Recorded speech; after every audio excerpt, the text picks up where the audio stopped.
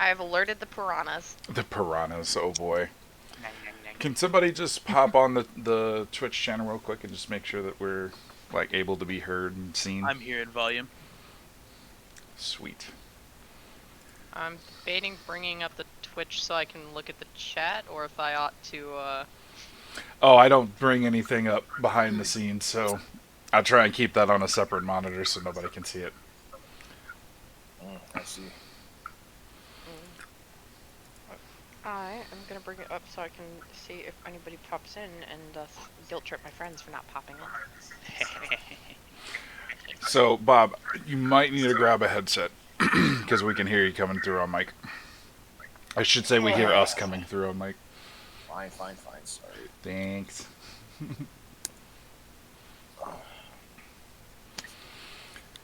Okay, so this is going to be more of a relaxed session today. I got a few introductions to make, but for everybody that is tuning in and for anybody that's going to be watching this in posterity, welcome to the stream. I am Sarge. I'm running a iHunt game, which is a fate-based system that a wonderful woman has created that's basically gig economy monster hunting.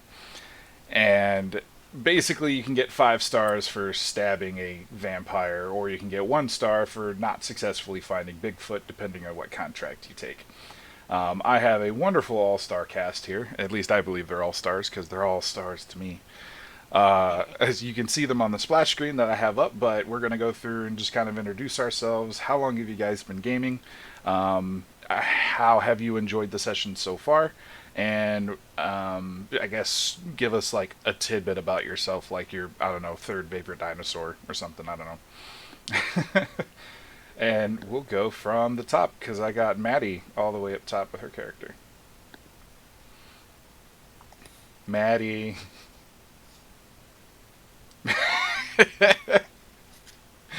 Hold on, I'm gonna type in chat I real think quick. our internet exploded. Oh, it did. I can see her Bandwidth. I'm Yeah. swapping no. headsets. 1 second. It explodinated. switching headsets. Okay. Well, that leaves both Brian and Vex. Then who wants to go first? I can go first. Brian. My name is Ryan. In game, I'm Clarence Bartholomew Flyer. Let's see. What else? Little tidbit about myself. Third favorite dinosaur is an Ankylosaurus. I'm surprised you have that ready to go. Wait, you don't like top 5 favorite dinosaurs? Triceratops. Okay, but it's definitely Velociraptor, Stegosaurus, Ankylosaurus. That makes sense. So how long have you been gaming, Brian? I mean, tabletops about 8-9 years. Actually, like playing video games since like 93 or 95. Yeah, 95, 96. Okay. 23 years. And your character. Tell us a little bit about him. He's a dumb man from Idaho that likes to farm and loves animals and doesn't understand anything. What's he doing in Las Vegas? He doesn't know. He moved here because his father passed away and he just wanted to get off the farm. That makes sense. Trying to make a name for himself. All right, Vex, would you like to follow up with that? Sure. Hi, I'm Vex. I'm playing Max Huffman in this here game. Third favorite dinosaur is probably the Triceratops. Probably. I don't have a top 5 list of those ready to go. Sorry, at this point. I've been playing tabletop games since 2007 or 2008, I think, somewhere around there. And Max, my character, is a professional asshole who works in the circus. They live in Las Vegas and have their whole lives. They're waiting for their brother to get out of school so they can go find a place outside of the hellhole that is Las Vegas. Because it very much is. Maddie, tell us a little bit about Hello. yourself. Yes. Excellent. All right, button. Okay. I've been playing tabletop games for 6 years now, I think. and it still feels like I'm a noob. So now, what am I supposed to do? Third favorite dinosaur, was it? Yeah. I'm gonna be a bit of a trash panda and go Velociraptor. Yeah, and Jenny is my character, aka Sailor Jenny, who is a stagehand that just really is very tired with their job, and maybe thinking of career swaps if they could dream of it. Yeah, All right. a little bit grumpy. Bob. Oh, hey there. I'm Bob. My third favorite dinosaur is the dinosaur that kills Newman in Jurassic Park 1. The tar spitting dinosaur. I love those. I don't know the actual name of that their dinosaur because this is probably the hardest icebreaker I've ever had. The Dilophosaurus, by the way. A falafel like the food? The falafel source. Oh No. my god. The falafel. I'm writing that down. God, I could go for Oh, some Dilophosaurus. falafel. I thought you said Oh, falafel. Yeah, for the Falafelsaurus. The falafel. About me, a little bit about me. I have been tabletopping on and off for a very long time, but nothing ever serious. So I'm just gonna give the answer of since we started playing iHunt. I am kind of the debutante of this ball, and I come bearing a Southern Belle dress with really big, white, floofy, and poofy riffles, a la Scarlett O'Hare from Gone with the Wind. When I'm not tabletopping, if I could shamelessly plug what I do, Sarge, if that's okay. Yeah, by all means. I am a professional podcaster. I traveled, that's an ED before COVID, all around the world hunting down things that go bump in the night. I discussed the paranormal, and that's kind of the reason why Sarge picked me to come onto this show and this game, because I talk about the paranormal and stuff. And my show's called Bob After Dark. If you're interested in checking that out, I'm live every week on the radio before it becomes a podcast. And yeah, I'd probably see me at your local convention. I probably had a panel there or was a guest there at some point. That's what I got. I'm playing Jack Pomegranate, the street magician who accidentally discovered the occult and summoned a demon that keeps him alive, and Jack keeps him alive, and he is everything in the world that annoys you. If you guys ever seen Mortal Kombat the movie, he is very much the finger guns guy. Help me out here, Sarge. Crap. I'm drawing a blank. Striker. No, Johnny Cage. Johnny Cage. Yes, Johnny Cage. The finger gun moment when he says, if you think you can't get by with finger guns, the old little lady, that's where you're wrong. That's Jack Pomegranate in a nutshell. And yeah, it's me. Sorry Fantastic. if I took too much time talking. Whatever. It's not like we're gonna sit here and blow through an entire session. So, I'm Sarge. I know I've briefly introduced myself, but I've been doing jamming for tabletop RPGs for probably about 16 years now. I started with foreign role-playing, which was literally just you type really loudly at somebody else, and they type really loudly back. Very free-form, very story-oriented, and then I just kind of built from there. Cut my teeth on D&D 4th edition, which I liked for the structure, but not for the plot. And then 5th came around, and that was a lot of fun for me personally. And I've expanded into all types of things, including Godlike, which is a superheroes in World War II RPG, which was my first role-playing game. That was a lot of fun. You can lift a tree above your head, but you can still get shot in the face and die. Went through a lot of characters in that game. And just pretty much a little bit of everything. I've GM'd for probably about 10 years. I've given panels on it in Colossal Con and Ohio Con, both located in Ohio. And just generally enjoyed being part of the tabletop community for a long time. That being said, this particular game I got together specifically because all of you guys I feel work really, or will. We've already experienced 3 of you working well together because we've already played a couple sessions just to get everybody introduced. Vex is a recent addition, so she's probably going to be learning on the fly, but with such a pedigree, I have a very good confidence that she'll pick up on it very quickly. That being said, is there anything special that you guys would like to mention before we start? Sarge is a nerd. I mean, And Ohio is I a just superior state. I just spent All in like favor say aye. I just spent Aye. like 5 minutes describing why I'm a nerd. That's redundant. Yeah, but I added on to that. Sarge is a nerd, and Ohio is a superior state. Okay, all right. Yeah, but The nobody else asterisk believes there. that. Yeah. So that being said, does anybody want to give a quick recap of what we have been doing, or would you like me to take care of that today? Can I make a suggestion? What's up? Can we have Terrence do it, please, and the Terrence character give a recap? The Terrence character.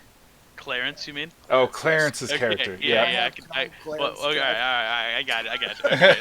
Okay, so basically, I was I ended up in this house with 3 other people. I didn't really understand what was going on. They I thought my phone could only be used to call people, right? So they they showed me that I could use this app to hunt monsters. And well, they're really good people, you know. We got God, what was his name's? He's Jack. He's some sort of fruit. Jenny Hardy, and this new person, Max, pretty cool. But before that, we were hunting this blob of fat in the sewers. It stank. It's kind of bad, but I didn't wear a mask. I didn't need to. I'm too strong for that. We did some exploring. We found a library. The library was actually a person. Somebody pissed off the library. It exploded. We ran. I was curious. I asked some questions. They got mad. I don't know who they were, but it was some lady in the sewers. She did not try to hand me a sword. And then we found a fat berg, and I killed it by pouring Drano on it. It was great. Yeah, that sounds pretty close. The previous hunters had to hunt a sentient fatberg for the sanitation department that was hunting sanitation workers and draining them of their fat directly out of their bodies and killing them. They ended up going with the homeless community in order to try to help find out where it was. That lives in the storm drains in Las Vegas, which was an actual real thing. I was surprised to find out. And then, in order to find out more information, Dee, who was the former player, insisted on finding what they called the underground library or the archive, only to find out that that was an actual person. Seemed to be only able to communicate through anything that he had read, but he had a perfect recollection of everything he had read, which was an impressive state of knowledge until somebody decided to try to quote unfinished sapphic poetry. The original sapphic poetry. I accidentally made the library angry with ancient lesbian poetry. Not a political thing, just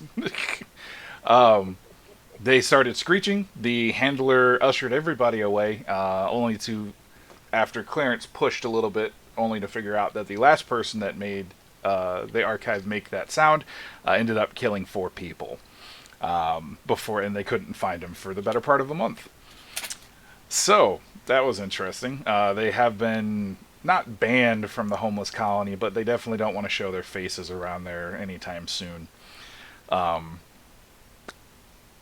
And then they got back and they found out where the Fatberg was. They fought it. They poured a shit ton of Drano on it. Got a good feeling of the rules and found out that there was a ring in the center of the mass of fat. Once they managed to defeat it, that was immaculate. It had not a trace of any type of scum or even dirt underneath where the gemstones were set. Which actually I can bring that up here. Where is it? The mysterious ring. So they took it back with them because that's what you do with magical items, is you hold on to them instead of worrying what made it a fatberg. Only to get a call from the U.S. Department of Treasury and from a Mary Insfield, who requested their presence with the magic item. and that's where we left off. So Max has gotten a room in Dee's house. Dee is now excuse me, sorry, hiccuping here. Dee is the owner of the house. She is essentially a recluse with a shit ton of ancient volumes and tomes and the internet at her fingertips. She's not really a magician herself, but she is unparalleled when it comes to magical research. She did get roped into interning with somebody at the the University of Nevada's campus in exchange for liquid nitrogen to fight the Fatberg. She owns the house. She is now an NPC instead of the player character that she was. And we're just kind of going to go from there. Max moved in shortly thereafter. And you guys found out somehow. I was going to roleplay this, but considering we kind of want to move forward with this, I guess iHunting came up in some way. What do you guys think? It's not exactly something you talk about in front of friends. How would it come up? Alcohol is a very powerful talking tool. I mean, wouldn't Clarence just walk in and go, "Hey, you guys seen this new thing on this app that we got, the monster hunting app? The one where we hunt monsters?" One of the two. I imagine everybody's probably drinking and like getting to know each other, and then everybody's phones go off at the same time, and everybody looks down. It's like, oh, looks up. You have it too? Yeah, I have it. The one with the zombies? Yeah. Yeah. Zombies Run? I love that app. It's the only way I stay fit. Okay. So, with this, the U.S. Department of Treasury Las Vegas branch, because, of course, Las Vegas has a Treasury branch. It's one of the only cities, I think, that would. Has requested your guys' presence. What are you going to do?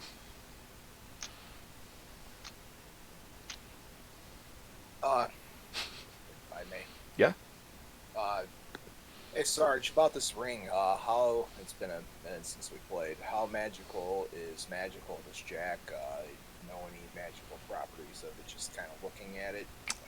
Looking at it, not so much, but you do feel that it's a bit more self-aware than your normal ring would be. You hold on to it, and you definitely get a sense that it is not happy to be held.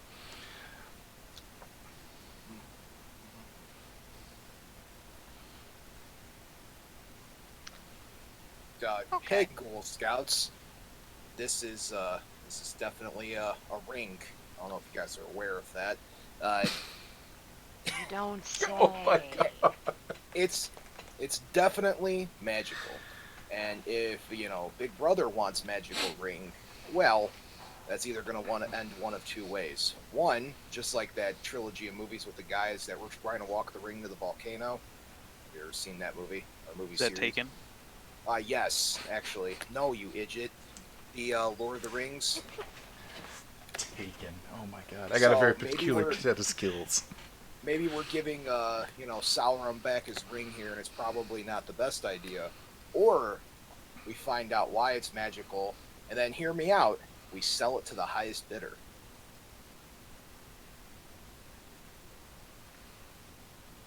I'm seeing a lot of thoughtful faces. And I feel like, honestly, we should get this thing appraised before we take it to the government.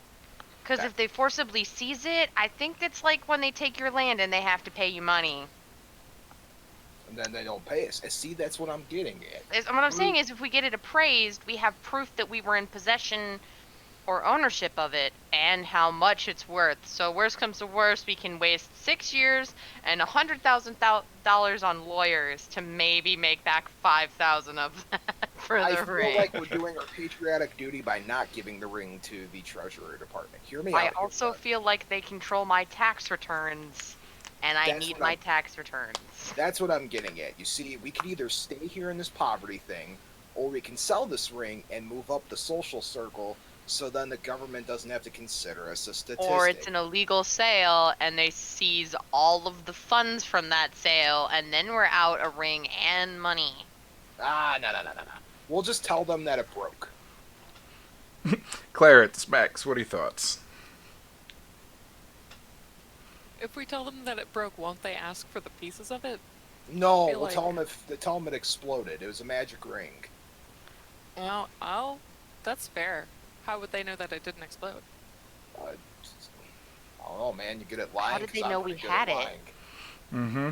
See, there's the question, because D got a call out of the blue, and the Treasury agent on the other side of the phone, Agent Insfield, basically said, "Yeah, we know you've come in possession of this ring. We would like you to bring it to the U.S. Department, the Treasury Department's branch of acquisitions office in Las Vegas." 'Cause that's the other thing, like, Clarence can't even use Facebook. He thinks it's a horror movie thing. And, like, Oh my god. I didn't post anything on Twitter. None of y'all are on TikTok. Like, there's no internet trail of this thing. And they still knew to call us. So either they knew what was at the cause of that job, meaning they could probably send one of those things up our fucking toilet, in which case I'm not cleaning the bathroom. Or they have some way of tracking it, which is equally terrifying. Actually, they probably have a way of tracking it because they knew that we didn't die in the sewers, and there weren't exactly security cameras posted up around there. I mean, they kind of asked for it. They didn't tell us we had to give it to them. True, we could just say no. They just But said I think they before we could- do that, we could get this thing appraised for value, so if they do try to take us, we can get some receipts. Yes. And then we could also insure it. Hear me out. We insure it, and then if they take it, we can keep the money. I just think that we're doing the patriotic duty by getting it appraised first. So it sounds like you guys want to take it to get looked at by somebody. Yeah. Okay. God's bless America. God. Preferably somebody with a license, because we want that on paper. Preferably somebody with a Don't license who worry. hasn't been incarcerated in the past 6 months. Okay, that eliminates being picky 90% now, of the but- people I know in this godforsaken city. Yeah. So the interesting part about this particular party setup is that there are classes of monster hunters, which you guys all know. For the audience, there are knights who are the bruisers. Essentially, I'm going to punch it and punch it very hard so it can't get back up, which is impressive considering trolls can literally kill people with a flick of finger. You have Fuis who do technological research and hacking and things like that. They're the technical side of monster hunting. There's the Evelinas who do occult type stuff, which Jack is. And then you also have the 66s. The 66s are essentially your social manipulators, your influencers, people that are very good at getting what they want through talking or making people meet up in the middle. You have 2 of those. Oh. So Maddie is our in-between. She knows people who know people and quickly facilitates the back and forth. And then we have Vex's character, Max, who is an agitator who specializes in making people snap at her. Or snap at them, my apologies. We are the duality of man. Here, we want you to work together, and the other one is, no, I want you to fight, so please. She called you a bitch, so what are you going to do about it? So that being said, how would you guys go about trying to find somebody to appraise this magical item? You saying I'm not good at talking to people? Yes. I'm saying that Clarence is not good at talking to people. Clarence, after the really last rude of you. incident with the movie rental place, I don't want you talking to anybody you don't have to. Okay, how was I supposed to know? Hey guys. Thought it was a different kind of ring. You know, I think girl we coming lost out of Maddie a well. That girl kind of coming a out ring? well, volcano. 2 different kinds of movies. There are 3 movies in the ring one, and then only one and the girl comes out of the well. Which is also the ring. Wasn't that Yeah. But volcano? there's also technically there's Ju-on, which is the Japanese one, but you got to go to the shady place downtown to get that film. Weirdly enough. So what we're trying to say is there's a lot of different rings, just like there are a lot of different rings physically. Yes, this one in particular, I mean, how about this? Why don't we nail down a couple places from connections, and if they're, we'll see how they react. And worst comes to worst, we can get some quotes, perhaps on the price of the ring, and see who we can start up a little bit of a bidding war if we've got a little shit disturber at our fingers. If Good I cop, may, bad cop. What's Good up, Bob? 66, bad 66. Yes. if I may, you're gonna have two different kinds of prices for this, right? You're gonna have the physical property, which is a nice looking ring. You take that down to what's his face that has a TV show's pawn shop here in town. He has to my call God. in an expert, and you get like $50 offered you off of a $500,000 ring, or we take it to the other people's prices, which are the weird people that hang out in the back of Harry's on a Friday night, and then proceed to give you the real price for things, and that is the magical property behind this ring.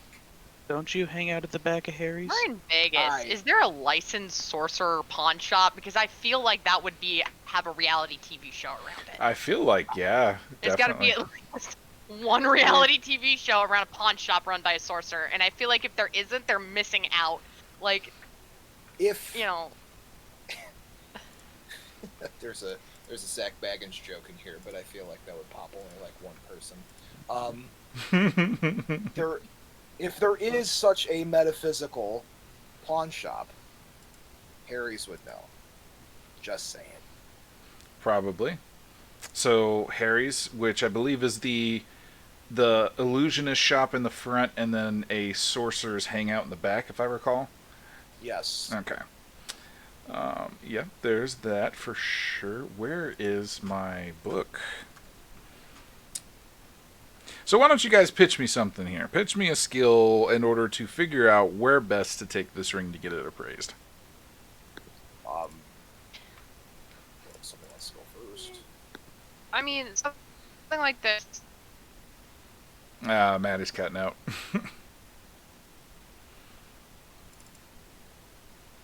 Nope, not what I wanted to open. While we're waiting for Maddie to uncut out, Mm-hmm. I have two pitches for you.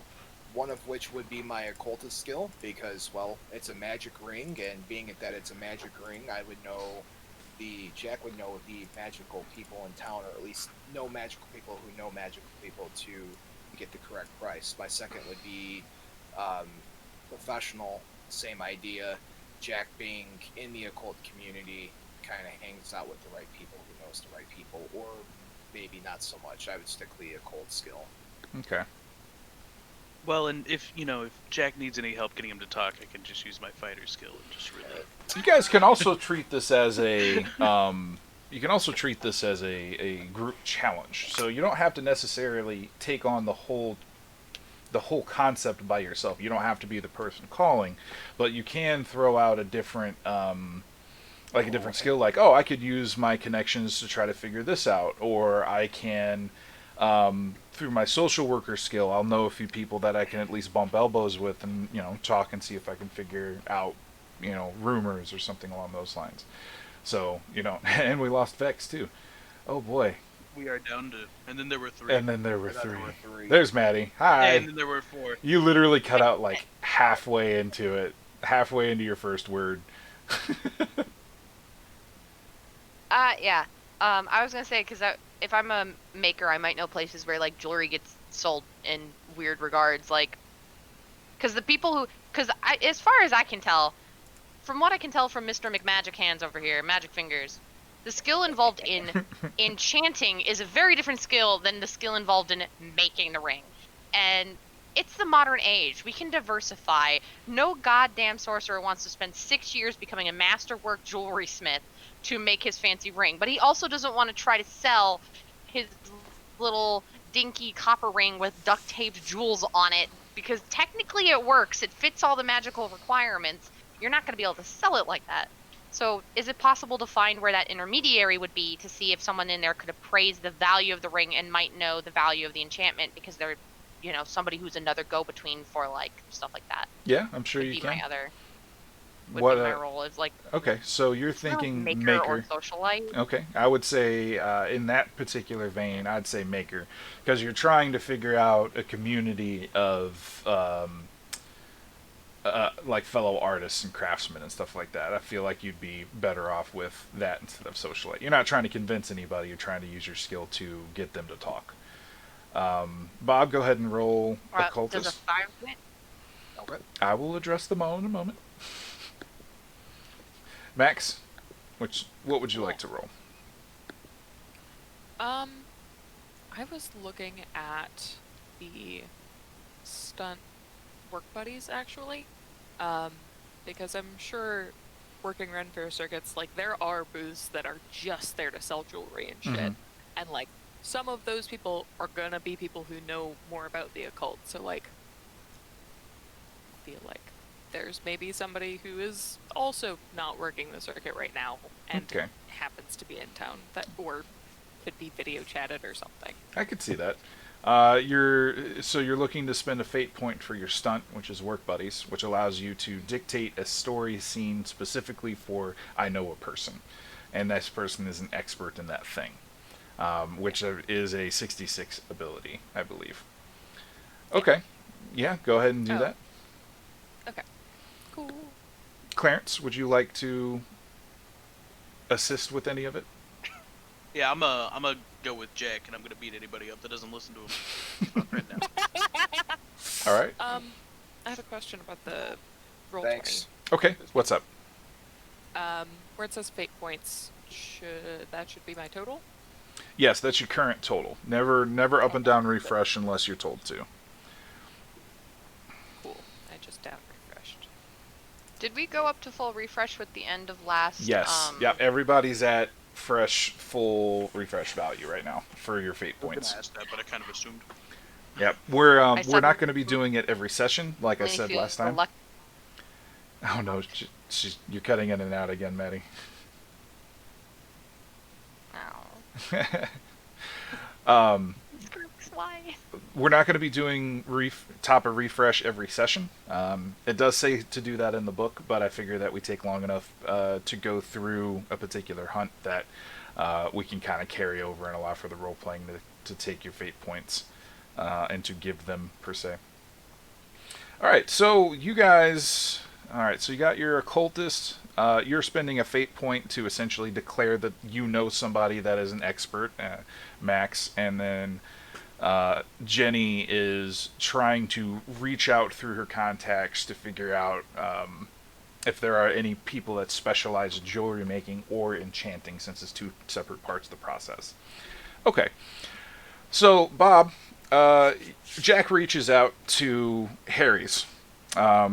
You're not sure which of the two men you get. The Harry's being a two-sided front magic shop. On the one side, you have a very proactive bearded white man who is very happy to be around people and to show the kids the quarter trick behind the ear and teach them how to do it.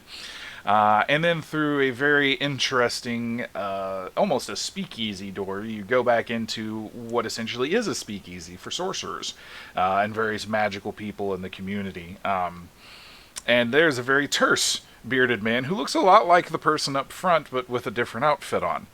And there's a lot of speculation onto who they are in relation to each other. But it's definitely not the happy man that you're talking to this time in order to figure out who the ring could potentially be hawked at, essentially. He's very gruff, very almost dismissive in his time with you. But as he goes through and talks about the ring, there's really one place that kind of intersects that everything that you want to figure out about it. Max, your friend comes up with the same reasoning. There's one really good place in Las Vegas to go for that type of ring / enchantment / evaluation style analysis that you're looking for. This person's used their services a lot.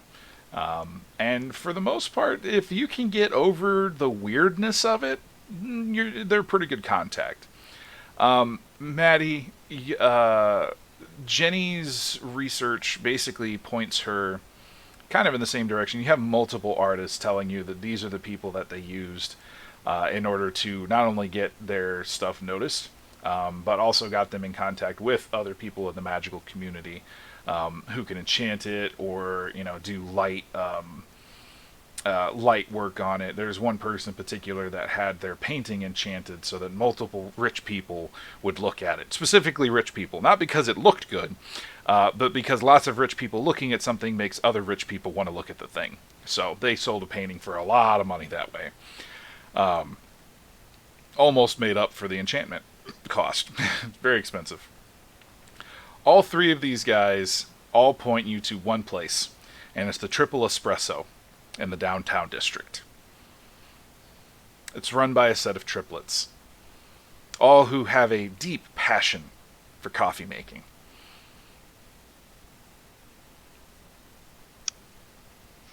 Okay. So the coffee shop itself is actually a front. It's not exactly a meeting place for people. Everybody just calls them the triplets. They are two males and one female. And they basically keep their ear down for anything that happens in the magical community. Somebody called them a seismograph at one point, a magical seismograph. If something big happens, most likely the triplets know about it. People from all sides of any type of conflict go to them for information. It has a price, but it's always kind of off the wall to figure out what it is. So if you're going to get this appraised, most likely you're going to take it to them and they'll know what it is and why it's there. Cool. Seismographic triplets, are they like connected? Maybe. That's twin telepathy, or rather triplet telepathy, which is a myth, but a great way to send someone to hit your sibling. One of them turns and whacks themselves in the shoulder, and one of the others goes, "Ow! Stop that!" Oh no, I would just tell people that I would totally have twin telepathy. Go punch my sister. Yeah. Yeet. So they aren't attached at the hip? That's conjoined. I think he's thinking Siamese twins. Oh, yeah, Siamese. That was the word. Conjoined is the. I knew some sort of foreign word. So, going to our handy dandy map, you guys are down in the Everett district, if I recall correctly. The home sweet home, down in Enterprise, that's it. Kind of broke up Las Vegas into its separate sections.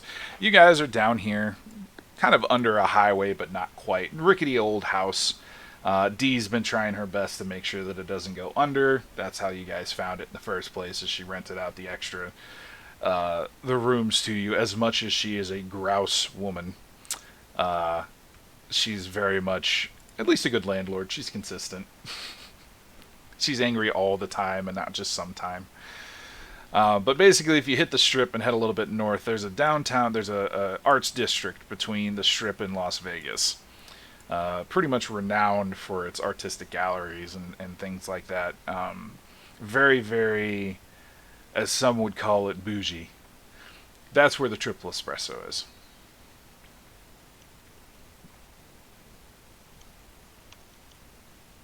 So, Okay.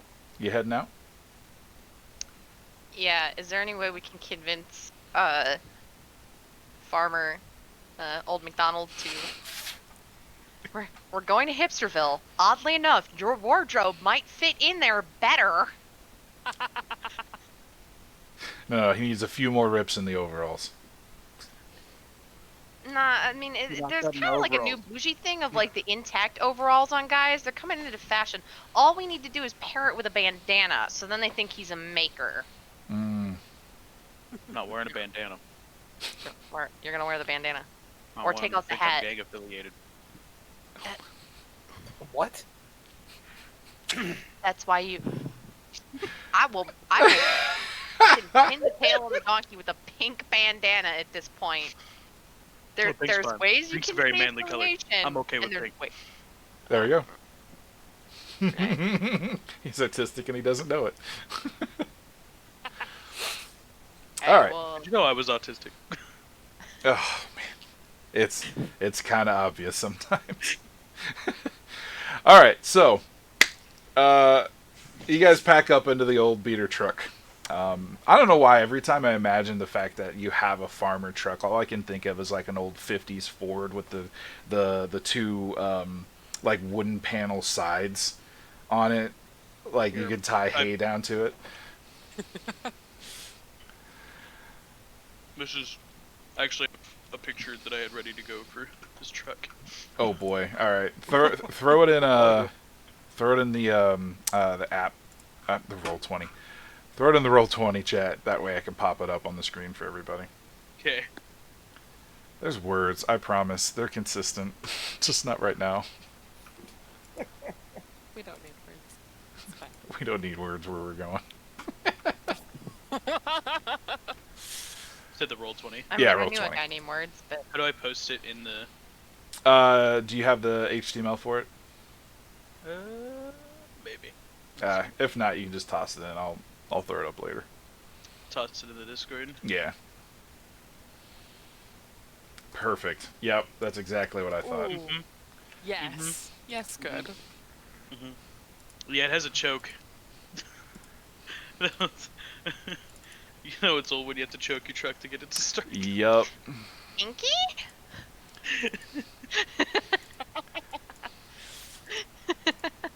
Just Sorry. so everybody else has an idea, this is the truck. And there's just enough seating for 3 people in the front. Somebody's riding in back. So far, it's been Jack. Is that going to continue being? Jack is very happy to ride in the back because the smell up front is much worse than the safety that I have to deal with in the back. All right. Jack can tuck and roll in an accident. Jack does not feel like holding his breath or sticking his head out the window Ace Ventura style. Why does Tire it back smell there. away? Because they all had to ride back in the truck after fighting a fatberg. Oh no, don't worry. I took a hose to it. It's fine. You know, did you use soap? Look, there's no electronics in there. It's all good. That's I just have a little bit of tiger balm underneath the nose, and I'm fine. Jack will ride in the back. It's fine. Gotcha. Okay, so you all pile into the beater, the hoopty as it was, and hit the highway. And throw Go out the flyers for your magic show out Yeah, the back while we're driving. Well, no, what I did is I rolled down both the windows and the back windows so he can smell it too. There you go. No. It just creates a wind tunnel. Oh. Directly back into him. So you guys Thanks. blow past the strip, and you know all the ways around it by this point, because at this point you guys are locals, so you definitely don't want to get caught in the traffic jam that is Las Vegas proper. And head into the downtown district, specifically the arts district. I think it's called 31B, District 31B. And the name for some reason stuck, but that's just artists. And you managed to pull up to a very nice looking, almost like a 50s style diner outside of it. Not quite chrome, but you guys know that picture with the 3 people sitting in the bar, the diner at night. A very classic, like mid-century picture. That's pretty much what it looks like. A couple people milling around inside, but it doesn't look super busy for this time of day. You do see a set of triplets, as everybody has told you, working behind the counter. One of them's behind the register. The girl is on the espresso machine and just cranking out shots. And the second man is kind of bussing. They all look on the younger side. If you'd give any type of estimate, probably be about 23, 24, maybe like early in their youth. And it's almost kind of strange the fact that these 3 by themselves are essentially running a shop. You guys walk in. What would you like to do? How would you like to address this? Because this is very clearly not a establishment where you can slap the ring down on the table and go, "Hey, this ring's magic. What can you tell me about it?" What's the menu look like? Um, well, it's an arts district, so it's chalk hand drawn.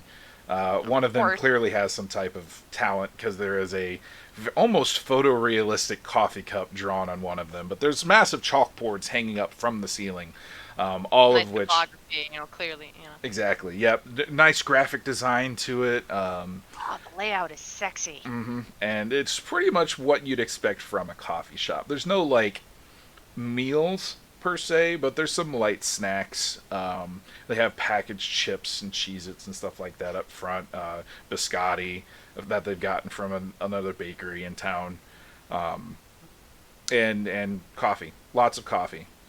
They have at least 3 different roasts. They have them listed in next to the main chalkboards with their own little chalkboard with like pictures and stuff. They tried to fancy it up for everybody to give them an idea of what it would taste like and where it was from.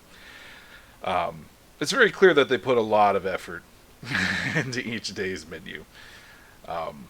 But yeah, no, they have their 3 selections and then they have the decaf selection. Each one of those can be gotten in any variety of whatever you want. Okay. Well, one, I have the deepest urge, and Sailor's probably humming the TikTok audio with the "I'll have a mocha." Like this is this long coffee order, audio to myself. Probably humming that one, and then trying to see if there's anything that looks like it doesn't make sense. Like it might be like a hidden item. Like if you order this, you're trying to get in. Like that seems hipster enough. I would actually like to compel you Oh. on this particular instance because it has been a little bit since you've had a solid cup of coffee. And I think that your aspect of. Where are you? There you are. Espresso depresso. Espresso depresso. It definitely comes into play here that the caffeine keeps the depression at bay. Admit it has been dark recently. All right, I'm just gonna walk up to the front. Um, You are and completely enamored by the menu, I think. oh, beyond. I just want to walk up to like get in line to order. Okay. If you do accept the compel, that gives you an extra fate point. And then basically it kind of complicates the scene in some way. In this case, you're not really trying to figure out what the ring is about now. You just get hit with the smell of coffee and you are laser focused on getting that Java. It's like heroin but legal. No, Bob, you're raising your hand. I was waiting. I didn't want to. Oh, you're fine. Something. You can kind of interject. It's cool. Oh, let her do her thing. She's acting out her caffeine addiction. I get it. Who's acting? I'm not acting. I would like to just walk up to the front. I don't actually have a caffeine addiction. Caffeine does shit for me. Oof. Yeah. Oof. Jenny, on the other hand, her blood type is dark That's roast. what I was referring to as Jenny as character. Jenny's blood type is dark roast. I was gonna say French roast, but Yeah, dark roast has less You caffeine. assume I have enough cash for that. Bob, go ahead, my dude. Would Jack have asked Harry if there was a secret, I don't want to say passcode, but I guess secret passcode to get the triplets' attention metaphysically versus like ordering a cup of coffee? 'Cause I had something in mind. He did say that one of the reasons that they're so prolific in their knowledge is 3 brains are definitely easier than 1. Easier to figure these things out. It's kind of a don't come to them, they'll come to you kind of mentality. If you come in with something to talk about, they'll find a way to talk to you about it. Sure. You said one of them was busing? Yep. And then who has possession of the ring currently? Frodo. Sorry. So I shall take the ring to Mordor. Clarence is gonna get in line and order a black coffee and a bag of Cheez-Its. Okay. Both equally insulting. Jack is gonna go sit down at a table and wait for the busing triplet to approach. So Max is gonna go sit with Jack. okay. So as Max and Jack, you guys kind of leave the line and start walking toward a place. The the triplet that is working on busting a table happens to be working on a table for four, and looks up at you right as you kind of start walking by, because you got a booth in mind. You got your lock on it, and he kind of stands up and holds the bus tray between the three of you and looks at you both and says, "Oh, are you looking for a table? This one just opened up." No problem. We'll sit wherever it's clean. Looking around at all the clean tables. And he nods and smiles at you guys. Says, "We'll have your orders right out." He turns and walks towards the I back. didn't order anything. Mysterious. Did you order something, Max? Did you mentally order something, Tall, Max? dark roast, and mysterious. Yeah. Have you ever seen I ordered the Ghostbusters? Katie Mountain triplets. That's what I ordered. So, Well, I got a black coffee and some Cheez-Its, and it's not out here yet. They didn't even give me my bag when I left. Coffee. I'm just gonna go counter. Just bouncing in the corner. Penny's just gonna go to the counter. I would like the night shift nurse special.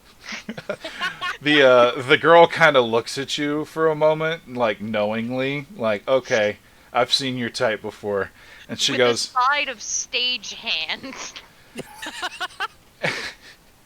and on Tech Week. as With a you're sprinkle of Tech Week on top. as you're kind of ordering it with that flair toward the gentleman that's behind the cashier stand, the lady walks up behind him, places a hand on his shoulder, and slides a large cup of coffee over in your direction. That is capped, and it looks like a ceramic style to-go mug, and it's even got like the rubber grip around it. And she's like, "I know you stagehand types are on the go, so here you go." You're not quite sure. Waiver. She smiles and turns back around, and the other triplet leans up and goes, "Yeah, probably, actually." I know your barista types. So, Clarence, you get your cup of coffee. It's definitely a good cup. Like, this is probably one of the better ones you've had in Vegas. They definitely know their way around the brew types. Each individual type of coffee, as you can see up there, is actually getting treatment. Different water levels, different brew styles. Like, it's totally dependent on the bean that they're trying to serve. It's very clear that they know what they're doing. And even with the bag of Cheez-Its, like, it only seems to kind of enhance what you're drinking. Like, Well, of course it is. I'm dipping the Cheez-Its in the coffee. There I you think go. I got the Cheez-Its. they're like coffee croutons. Hot. I don't even drink coffee, and I'm offended. Yeah. It's coffee. It's it's mighty fine. I don't really know coffee all that much. I'm just drinking. Jenny drinks coffee. I don't know much about coffee. You definitely don't put Cheez-Its in the coffee, that's for sure. As a coffee drinker. I beg to differ. I'm putting Croutons, Cheez-Its in the coffee. Everybody kind of gathers back at the table.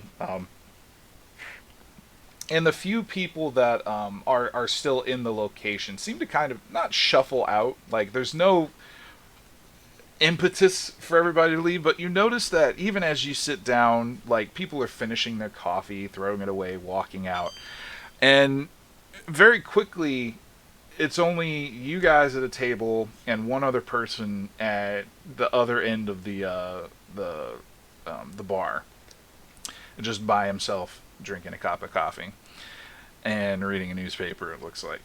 And the triplets all start kind of cleaning up their stations for a moment, and the busboy heads back out, sans bucket, and pulls up a chair. And you see that the other two triplets join, and all three of them kind of, not cluster around you, but kind of scoot in between where everybody is. They all flip their chairs around with their backs facing towards you in the exact same way. And they all sit down by looping one leg all the way around the chair and then sitting down. It's the same motion at the same time.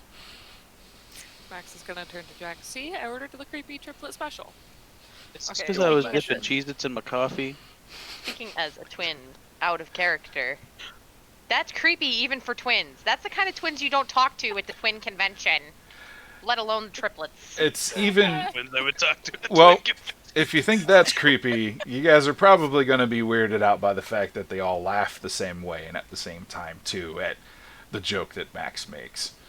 Genuine smile, Jack, genuine, Go ahead, Jack. Jack says very quietly, "Do not mention a certain Shakespearean play. We may all die brutally." They all laugh Flips harder. them up and down. I'd be alright with that. No, that would be a very bad death that I am not prepared to deal with right now. I've seen this before. Not fun. I've seen the movie. So they all kind of lean forward with smiles on their faces. Good humor smiles, not creepy smiles like we're going to take you in back and eat you to sustain our powers kind of thing. But genuinely, like, they're used to people kind of poking fun at who they are. And they kind of lean forward, and all three of them, again, at the same time, kind of start talking to you. And basically, like, so, you had it written all over your face when you came in. Your faces, we should say. And we've heard that some people have been asking around about people that can identify something. And I guess we're your people. Are they speaking in unison, or are Yes. they like picking up each other's Yes. Connotation, Oh, that's wonderful. tone, Oof. addiction, everything. All of it's the same. All of it's presented the same way at the same volume. Even though all of their eyes are looking at different people, the voice is coming out as three separate voices as one.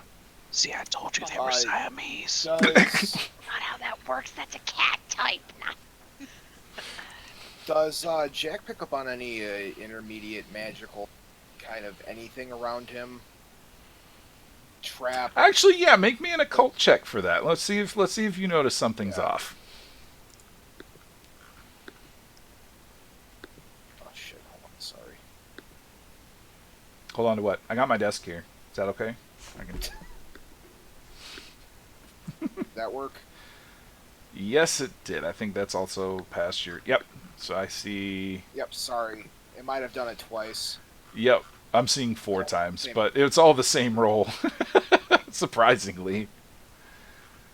Oh my god. that's- Yeah, you got that's real cool. lucky with those rolls. What the hell? That's my good rolls for the day. Okay, like, statistically, we Congratulations. should all take a shot at that one, Yeah. or buy lottery tickets. So, alright, so at a +4 and a +4 and a +4, one for each of the triplets. You do That's really eerie. feel a little something. There's something like tingling at the edge of your sensation. It's like when you're walking next to like a high voltage power line overhead and you kind of feel like the hair on your arms stand up a little bit, or you feel that little tingle around you. That seems to be kind of what's going on. There's something very definite going on between the three of them. You're not really sure what it is, but Does Jack feel he's in danger? no, not in the slightest. Okay. This isn't like your contract with your demon. Like, you definitely feel like if you slip up there, something's gonna happen. He seems cordial enough, but you'd still watch your language. Here, it's yes, there's a magic here. You don't know what it is, but you know it's not dangerous nor malicious. Sure.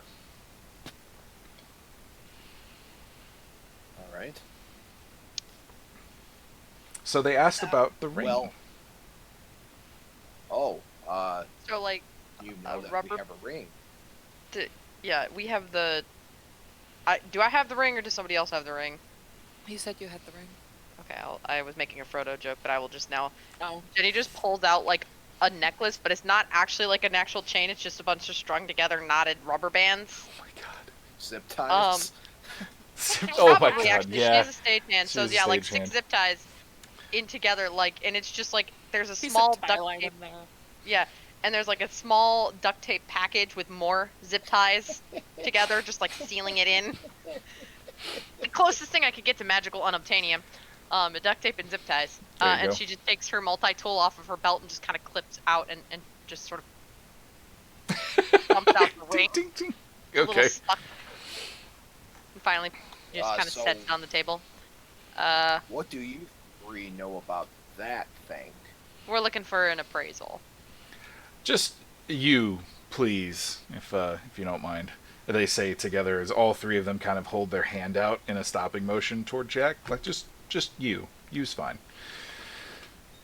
And one of them reaches out and grabs the ring itself. And there's all three of them kind of shudder at the same time, as though like something cold just touched the back of their neck, and like in unison.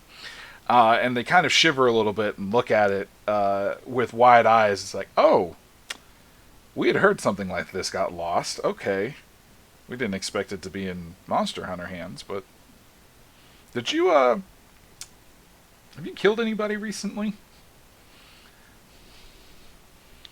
Did we? I cut out for me. Have you killed anybody recently? Because this was supposedly lost. You're gonna have to be more specific about that.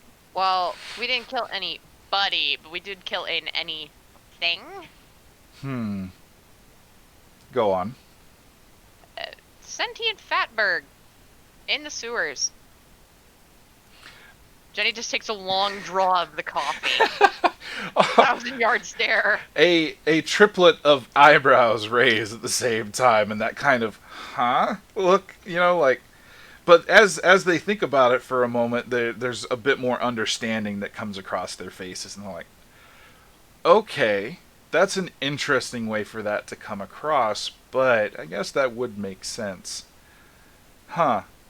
Actually, we do know somebody that would be able to take a look at this a bit closer. We had heard something of this type had been lost to somebody who had, experienced an accident in his line of work, let's say.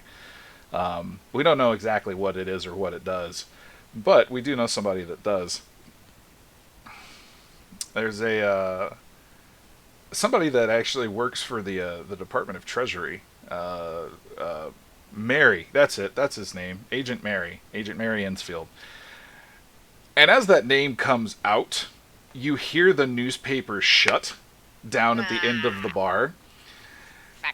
And the gentleman stands up, folds the newspaper under his arm, and grabs his cup of coffee, and walks over to you guys. The gentleman is bald. He has a very long white beard and a very 70s suit. Not like leisure suit, but like it's kind of rumpled, it's used, it's a little worn in some places. But he walks up to you with kind of glittering eyes. It's like, see, I was wondering when this part of the conversation was going to come around. Do you mind if I join you? Not at all. You reek of working for the public sector. You have no idea. Mary pulls up a chair with you guys. Actually, I think I have a picture of him. Hold on. Or is it sad that I'm just kind of picturing the guy from Breaking Bad? It's strange because I'm picturing the dad from Umbrella Academy. Hold on. I'm putting it in everybody's journals. Give me a second. All right. There we go. Oh, good lord. Ignore. Santa Claus. Wait, is that Victor? Is that Vermin Supreme? No. God, no. Oh, man. That would be hilarious. Vermin Supreme without his boots. So ignore Clarence the... Santa Claus? I Did you never sometimes... come to my house as a kid? I sometimes play him in the mall to help children, but you might want to talk to a counselor about that. That seems like some deep repressed thing that you got going on there. Sits, kind of adjusts his suit a little bit, and so I see that you were trying to get a second opinion on this before you got your first one. And he kind of motions down to the ring. The triplets are like, their eyes are kind of open and they're all looking at each other now, like the switching glances between each other. And they look over at him. It's like, we didn't even know you were here. Yes, I can be quite sneaky sometimes.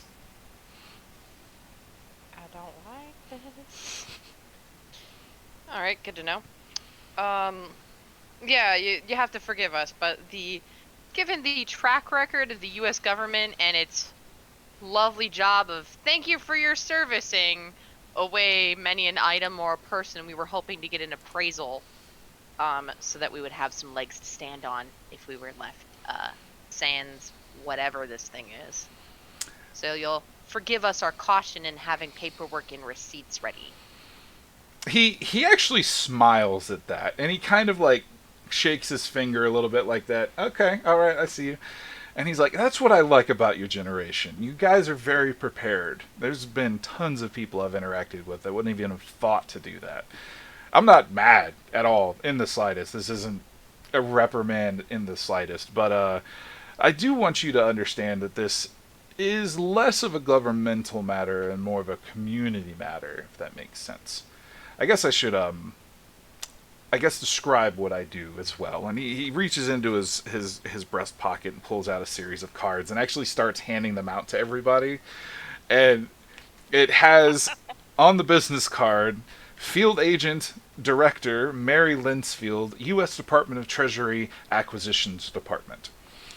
And he kind of like, after he gets it out, he kind of pish posh. It's like, yes, it's a long title. I know. I've had many over the years. But this in particular really just means that I'm in charge of making sure that magical artifacts don't get into the wrong hands. I put my feelers out, make sure that things are hunky-dory, that things that could harm people or even just have mundane practices are put into places where they can either be used appropriately or they will never see the light of day again, depending on how dangerous they are. And you get to decide what the right hands are for these objects? I have very little oversight, so nobody really tells me what to do, but I have a lot of experience in these issues.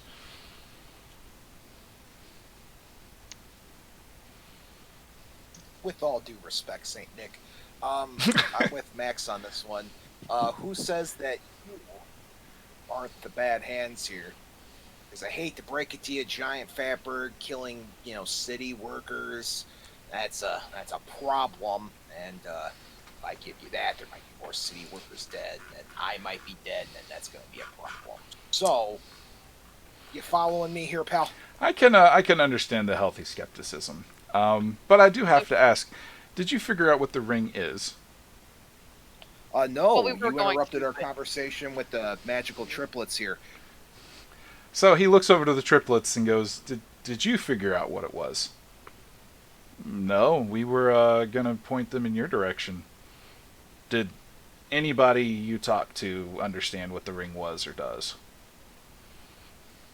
Nope, not yet anyway. They know it's pretty, they know it's shiny, and I'm pretty sure whoever cut that emerald on top is basic in their tastes, but skilled in Yeah, their basic. craftsmanship.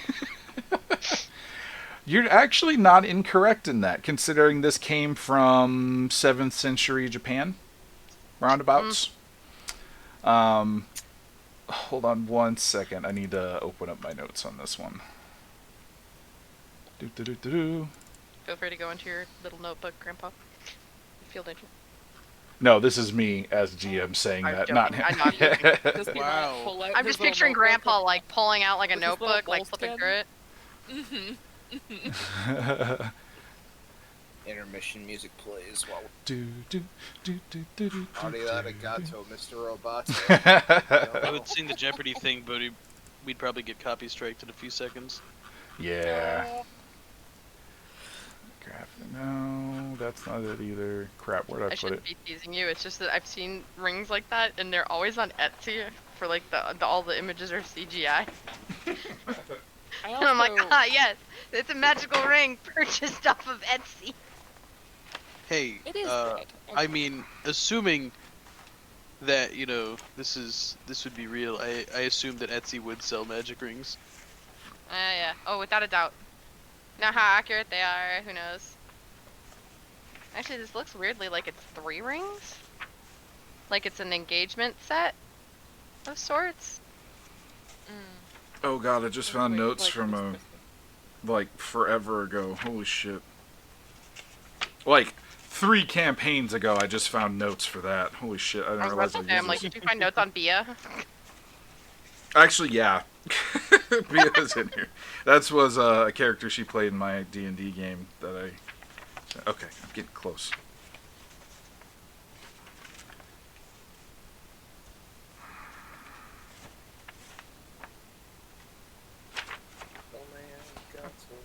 I'm gonna get his copy struck. Careful. No, I'm only singing 3 seconds.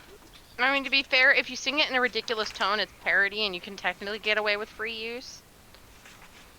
Like, I'm a lot of turning the copy Japanese strike is into- off of algorithms, so if you sing it poorly enough, Oh, they have to Damn. actually did watch you, it. someone say singing Intentionally poorly putting a enough? performance role. You know, there is a Somebody karaoke just- setting on Twitch, just as a heads up. Oh man, somebody say singing poorly. That's my middle name. Bob singing poorly after dark. Yes. That's another podcast.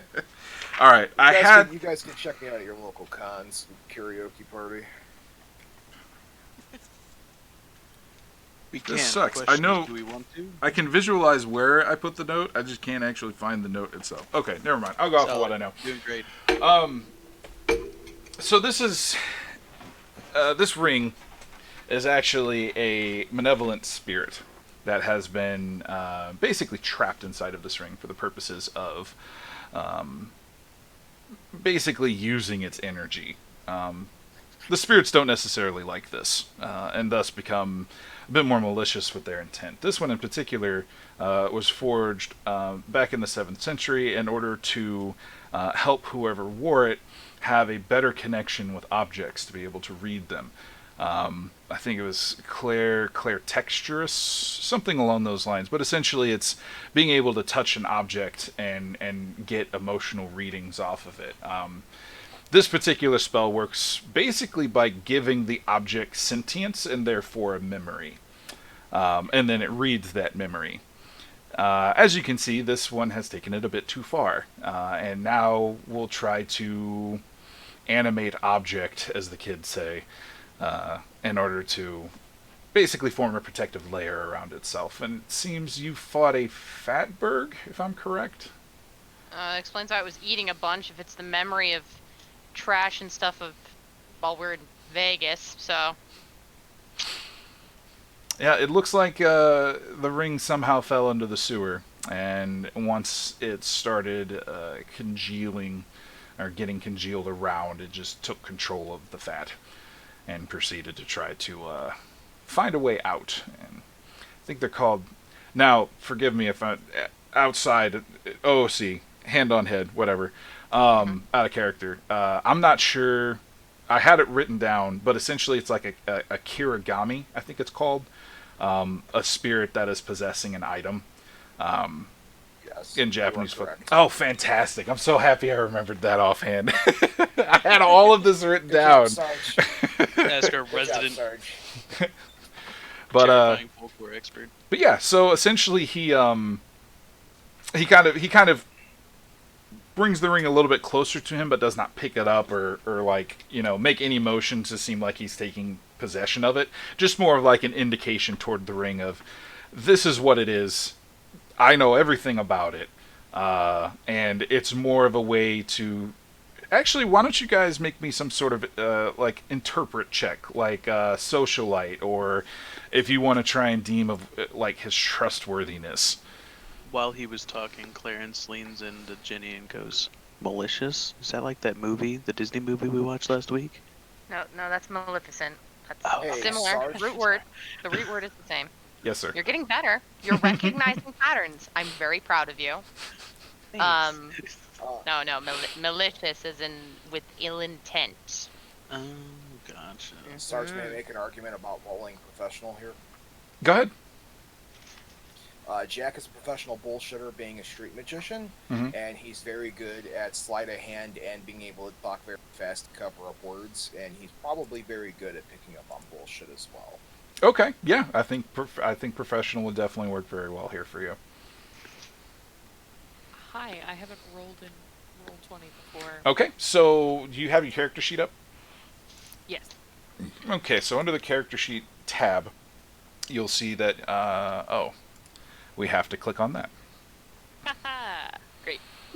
Okay, so once that's up, there you go. Yep, you should see the dice next to anything you can. If there's anything that has the white pencil on your character sheet, you can click it, and it will automatically condense it down into something that you can put into chat. So if you click on your free and vengeful spirit aspect, it will actually put it into the chat, along with a little bit of information on what an aspect can do. Oh, cool. Okay, so socialite, professional socialite. Clarence, anything that you would like to roll to kind of get a bead on if he's calling bullshit or not? I mean, I rolled socialite because I don't really have much else. I could roll social worker, but like Okay, so Clarence isn't really good at telling if people are lying or not. okay, so good +3, fair +2, good +3, and mediocre +0. Okay. Brian, you're not really able to tell heads or tails if this guy is making this shit up on the like. It sounds legitimate, but you've been lied to before with things that sound legitimate, so it's really hard to get a bead on if he knows what he's talking about. Bob, Jack's professional role. Um, there's a truth to what he's saying, but you're very much of the inclination that the best lie uses truth. So you still kind of get like the feeling that he might be lying, like he's just wielding the truth in a really obtuse way. Maybe trying to confuse you guys with larger words that he doesn't think you know, things like that. Um, but it seems genuine. You might just be looking too far into it. Maddie and Vex, your characters both rolled socialite fairly well. You've bullshitted with bullshitters. Like you kind of know the ins and outs of calling on people's shit. And in this particular case, he seems really genuine. Like it doesn't seem like he's trying to struggle with certain concepts. He's not throwing around major language. It's more technical lingo that has to do with the magical world. Um, you don't necessarily understand all of it, but he does seem to be fairly straightforward with what he's saying. He's not trying to power play you. He's more so trying to show like, no, I understand these things, and I'm trying to make sure they're in containment rather than letting people run around with them willy nilly where they can hurt people. Okay, okay. So he kind of sits back with his coffee and drinks it real quick, and he's like, I mean, I can understand the suspicion for sure. Um, Definitely, some random person comes out looking like Santa Claus and asking you to hand over a magical item that he had no right knowing that you had. And not only that, surprising our wonderful hosts here with my presence, which, granted, was a dirty trick. I apologize. And he kind of like lifts his sleeve up and kind of dangles a set of charms that are around his wrist. And instantly, all three triplets look up and they get a surprise look on their face, like, "Oh, that's what that was. Okay, that explains a lot." You sneaky shit, kind of thing. Um, you don't know what it Why is. were They you don't. hiding? Because I had a feeling that a government agency asking for something would result in people trying to get receipts, essentially. So I wanted to make sure that the place where you were most likely to go, I was at least posted up at. You don't get as old as I am in this doing what I do without at least having a way to, let's say, cut people off at the pass. Hey, Saint Nick, I got a question for you, pal. Mm-hmm. Uh, why is it that normal Santa Claus looking guy knows about ancient Japanese spirit and ring, and triplets weren't able to get it done quicker than you? That's my question. How do you know about this? I have been in this business for a very long time. I know the ins and outs of a lot of different items. It's a matter of Because getting. you're Santa Claus. Yes. That's exactly it. Sometimes, Clarence, I don't know if you're joking and you're just secretly a genius, playing us all along. No, I have.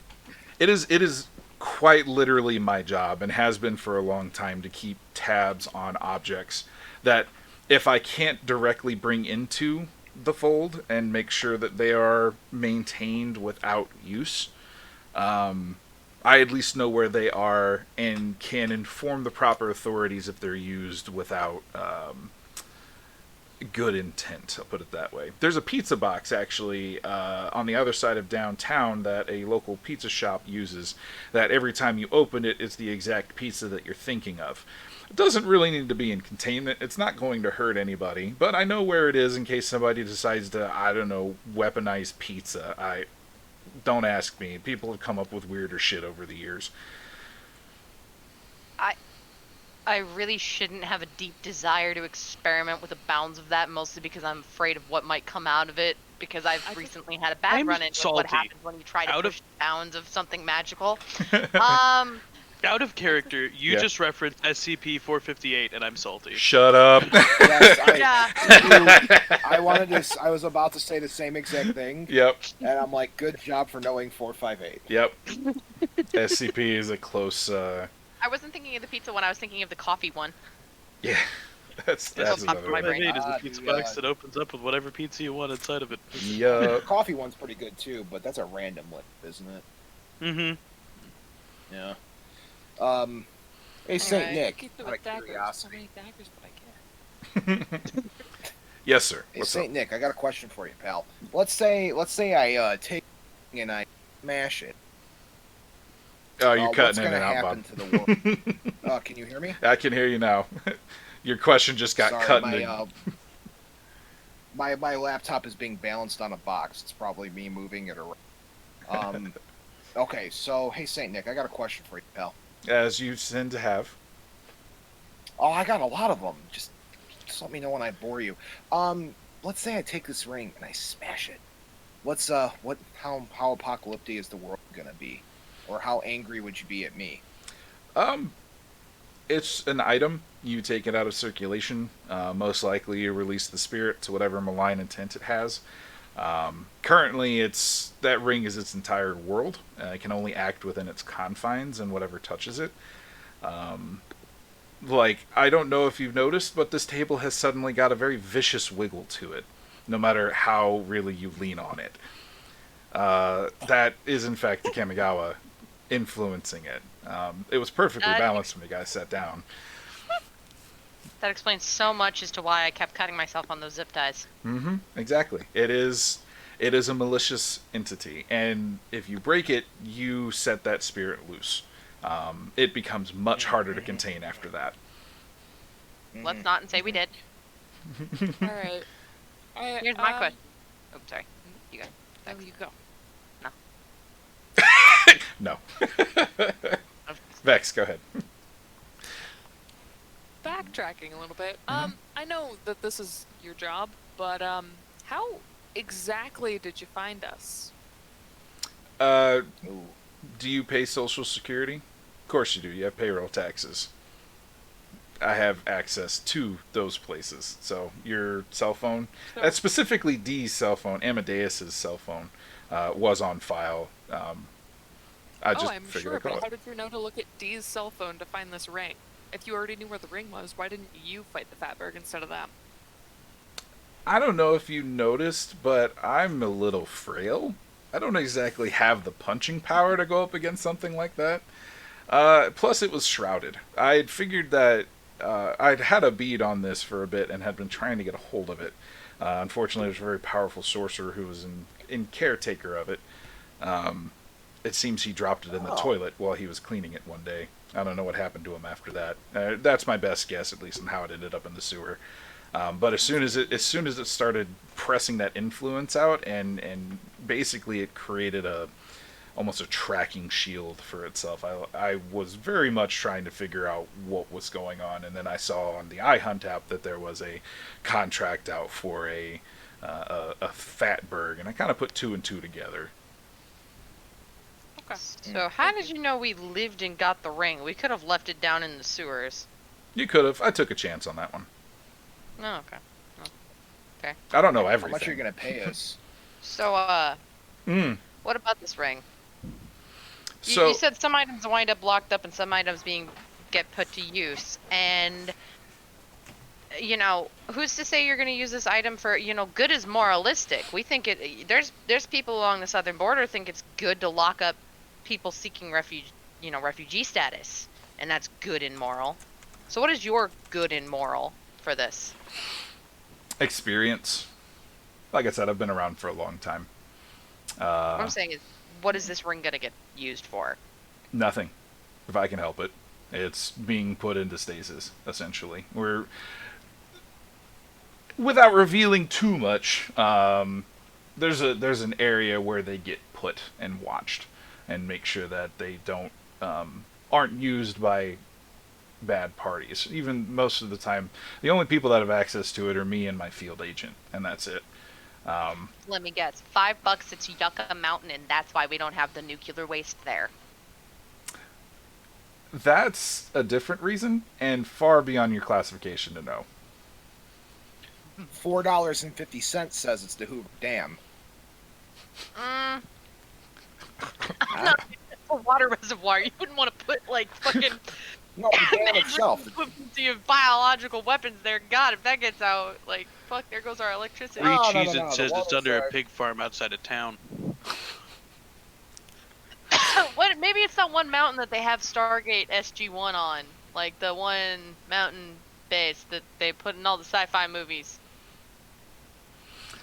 So, anyway, speculation Like, aside. so many questions.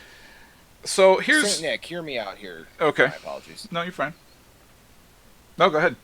Saint Nick, let's say we give you this ring. What do we get out of it? Now, I believe that finders keepers damn good policy here, pal. It seems like you want something, we have it. What do I gain from doing this? So this Can is you give me extra work? this is actually an interesting mechanic that's in this game that I was planning on using here at some point. Up until this point, you guys were supposed to get paid from that sanitary job. It's supposed to be, I think it came down to $800, I think it was, roundabout. Okay. It hasn't come in yet. It's been a couple days. That was supposed to clear a while ago. None of your banks even have a processing yet.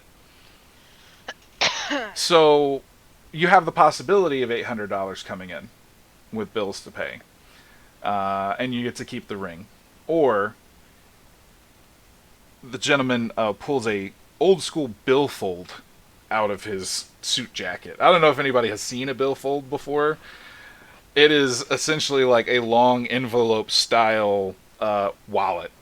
And he pulls a check out and hands it to each of you that has $1,000 from the Treasury Department signed and ready to go. And he said, I'm not without understanding that these things aren't free. I have a lot of use in making sure this doesn't get into people's hands. So now you said this thing was dangerous. Wouldn't it be worth a little bit more than $4,000 to stop that danger from happening? Clarence. This is $1,000 and this man's business card. We just got paid $1,000 and this man's business card. It's 4,000. So this is what's called a dilemma in the system. You are fucking imperiling it. Or not, you're giving us a fucking... I'm giving you all, I'm imperiling everybody. You have a fate point that you're going to get for this choice, but it's a shitty choice. Either you lose the ring and you don't pay bill. I'm sorry, you either lose the ring and get the money, potentially cutting off any understanding of what this ring is, or you choose to, you choose to keep the ring and rent doesn't get paid this month. Because that's kind of what you guys were depending on in order to pay the check this time. Yes. I vote money. Well, here's the other thing is, like I said, we're not getting paid in just $1,000. We've just been given this man's business card, and we can get into his good graces. And frankly honest, as a manipulative son of a bitch that knows that networking is how you get jobs, nepotism is real, and it's how I eat. Okay.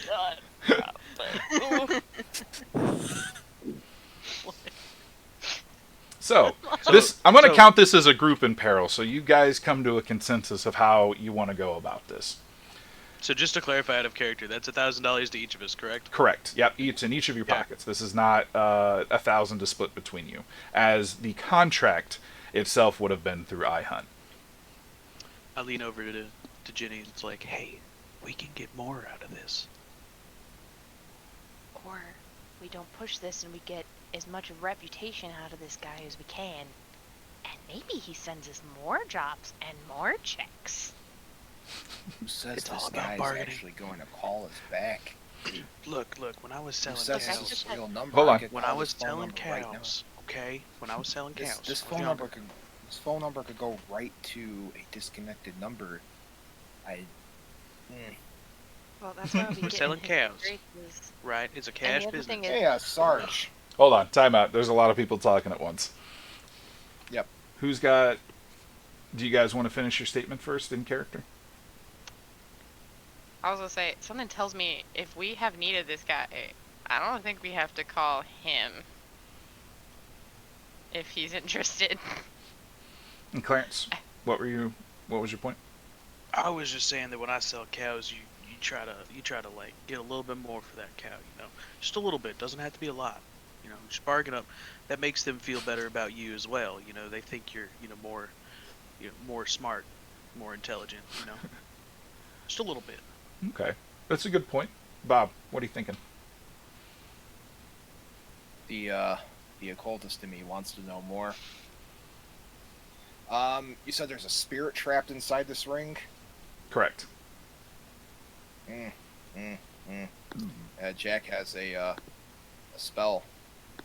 Oh, does he? One of his he's got one of his stunts is speak to the dead. I'm assuming this thing's probably dead. That's a wide assumption, It is but tell me where you're going with it. I want to know if we give this ring up. I guess my question is, if the ring stays with us, what can the ring do for us? So I have a grand feeling that we can make a lot more than just giving, shady government or agency. I hear what you're saying. You also have to think of downsides of keeping that ring too. Because this is a spirit you guys don't understand. You haven't really been able to figure out much about until now. You don't know what it's really capable of at the moment. And can you really risk finding out? Yeah, fair enough. Just scratch what I said. No, you're fine. Go with It's selling. it's not a correction. I'm just discussing with you because it is a good idea to think that way. That is very much okay. Well, I need to get ahead. How much can we actually get out of this? Is it worth keeping on to? You guys, unfortunately, at the moment, don't really have a good way of figuring out what it is and what it does. D could probably do more research into it, especially now that you figured out what it is and where it's from. But he didn't give you any specifics as to like what the spirit is that's inhabiting it, like specifically like who it is. Did they die of this? Did they, did something happen to this person? Why is this spirit contained in this ring? For all you know, it could have been, a vengeful wife that got put into the ring because she killed her husband, and all of a sudden all the guys in the house are dead. And Jenny and Max and Dee all have a drinking fest because, pains in their asses are gone. Yeah, but then we have to find new roommates. True. And you do kind of like these guys. On the plus side, we could pull it out every time we're on a date and we're not sure how it's gonna go. Can you just wear this for me real quick? Um, Okay. I'm calling the ring Grandma now. What's up, Vex? A thing that Max is not necessarily interested in, but Vex totally is this guy has so far answered all of our questions and been extremely helpful, so if we wanted to learn more about this thing, we might just be able to talk him into letting us, letting us poke around with it, or maybe not poke around with it, but showing us more of what he knows or what he does. Max is more interested in do you have things you need us to track down and want to pay us a lot of money for? Because, The would networking. not be mad about that. Okay, so I think that's definitely all. You guys all raise good points, and you're thinking of this in what I feel is the correct way. You're weighing the pros and cons of making sure this ring stays in your possession versus getting paid and potentially earning somebody's respect in doing it. But it still is an imperiling. You guys have to pick one or the other. Let's just collect the money. We're willing to give you the ring for the check and such like that. But Yeah. I hope you'll keep that in mind. Mm-hmm. But Oh, for sure. The Treasury Department certainly remembers the friends that it makes. just slide the ring across the table towards him. The He, wobbly table. yeah, the wobbly table that has now is like slanted to a point where it's almost uncomfortable to sit at. And I'm guessing that the legs have slowly grown. Because you know a table with two large legs where you're like, you can't quite put your foot down comfortably. Yeah, exactly. You're getting the point. He smiles and takes the ring and very quickly puts it into a ring box, like an engagement ring box, and then slides it into that same coat pocket he pulled the billfold out of. And but he doesn't like get up and rush out. He just kind of sits back with his cup of coffee and takes in everybody at the table, including the triplets who have like just been watching this with rapt, like complete aghast faces of what the fuck is going on in our shop right now. Like, he takes a sip of coffee and nods at you guys, and it's like, So when did the government black hot egg cup? No. We don't do things like that unless it gets really hairy. I have a very wide range with which to deal things, and I find that asking and providing honey instead of vinegar helps a lot in what I'm trying to do. And in this particular case, like, this will prevent somebody from getting hurt or multiple somebodies from getting hurt. In this case, unfortunately, we couldn't get it fast enough in order to prevent that poor soul from dying. But it's we try and do what we can to make sure that doesn't happen again. Again, I'm only one man. I'm just trying to flex the resources as best as possible. That being said, obviously, this isn't discussed outside of this table, if at any means. The lawyers will probably have an NDA sent to your house at some point. Don't worry about it too much. It's nothing.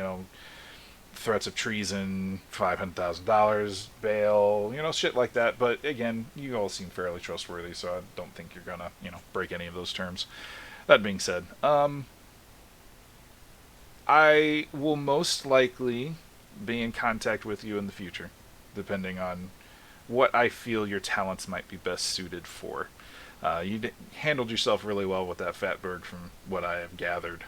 That was definitely not a classic hunt, for sure. You guys didn't have a lot of resources and you ended up figuring it out and somehow managing to beat it. I don't know how, but I'm assuming there was a lot of disinfectant afterward. Hose. We went to a car wash. Oh yeah, that's right. That is how I ended that session. You guys are in a fucking self-service. Mm-hmm. Yep, self-service car wash. Just sprayed each other down. Okay.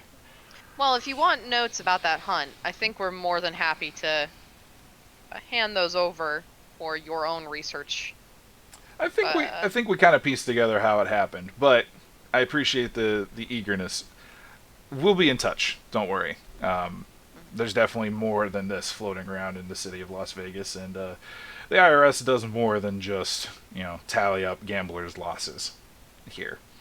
So, with that, he kind of stands up and does the suit adjustment, the slight tie, and nods to all of you and tips the coffee cup to the triplets and goes, "Thank you. I apologize for the deception. It won't happen on your grounds again. I promise. I felt important." And they're all like, "Yeah, it was. We're not mad, just disappointed," kind of face. Like, and he puts the coffee cup down, leaves a $100 bill where he was sitting, and leaves. And that is Field Agent Mary Ensfield, ladies and gentlemen. Why is he gonna send basketball players to our house? That's the NDA. Oh my god. How long were you waiting to make that joke? 3 minutes. Oh man, I love you, Brian. So much. Okay, so the ring is now out of your possession. And the triplets are kind of looking at you guys like you just got about 100% more interesting to them.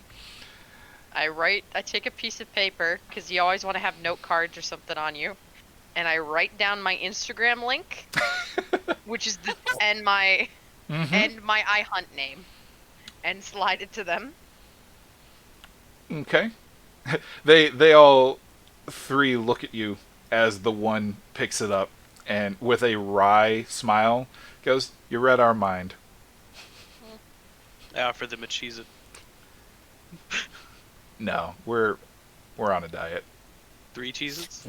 1 for each of you? Clarence, baby. They kind of pull out a quick like a QR code out of one of the pockets and put it on. It's like that's that's the Triple Espresso page. If you need to get a hold of us, let us know. And all I three. immediately follow it on every social media I can. And of course, check in at the location, sharing had a really fantastic cup of coffee at. There you go. Good way to get in a business owner's good graces. I do the socialite rounds, you know. Excellent cup of coffee. Served it with enough caffeine to wake me up, so you know it's good. Mm-hmm. Max is gonna go on Yelp and find the nearest other coffee shops and start little passive-aggressive notes at the other places saying, you know, this one was okay, but it really wasn't as good as the Triple Espresso. Like, I expected more. Oof. So actually, both of you, while you're looking at your phones, you notice that iHunt has a notification on it. Oh, okay. You guys didn't hear it go off and all that nonsense. And there is a waiting contract that is currently being bid on. Oh. Let's see, what's the contract for? So the contract is just a picture of the sewers. Great. And it actually says, looking for, sewer witch, no kill contract, must attempt to make contact. Clarence, it's your lucky day. That was What are we Jack's, white whale.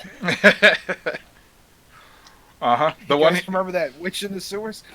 Have you heard about it? I was really busy with my Cheez-Its and coffee. I wasn't really listening that much. What's happening?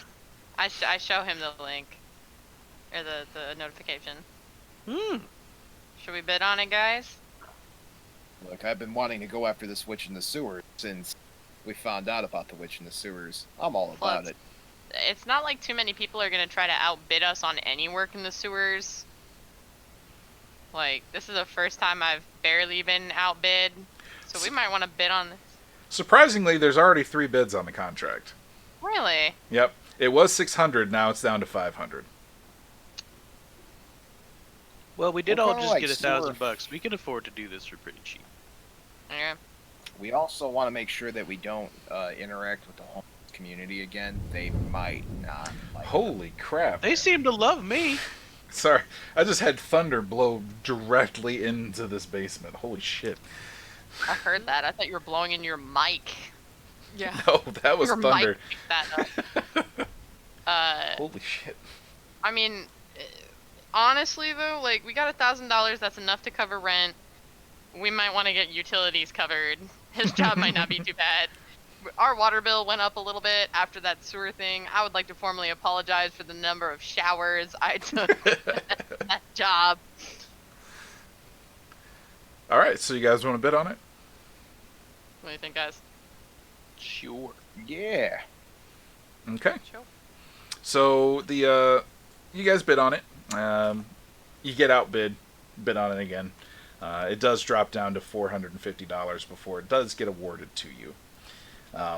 Once you get through it, there's the award message pops up on your screen and congratulates you on a successful contract and reminds you that you are now legally obligated to finish this hunt, come rain or shine, or your score could be affected and goes through the entire, terms and conditions of the contract of what you're accepting.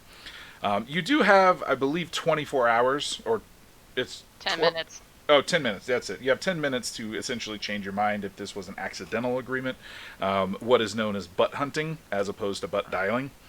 And unfortunately, it has killed a few hunters already for people bidding on contracts they were way outgunned for. So, Does it hmm? does it say how many people, like, if a hunter went after this and got killed, does it say how many people, like, No. how many hunters were going? They just Mm-mm. repost the new job. Yep. So if you see the same job popping up a bunch of times, maybe not. How, It, how many it's star like ratings job is it? hiring. If a place is hiring for more than 6 months, maybe consider that to be a bad omen. Yeah. I made this mistake of not following that own advice, and that's how I started working at where my last job was. I lasted for a month. So you do see in the comments, though, that of this particular contract, the contract posters can put additional information for those who get awarded the contract in case there's privacy needs or something like that. But in this particular case, you get a request to contact the contract owners on Skype so they can define the contract a bit better for you, and they do provide the Skype address. Okay, so who has Skype still downloaded? What I couldn't was, figure out what how was to the uninstall star rating it. on this hunt? What's up, Bob? What was the star rating on the hunt? It's a 2-star. Okay.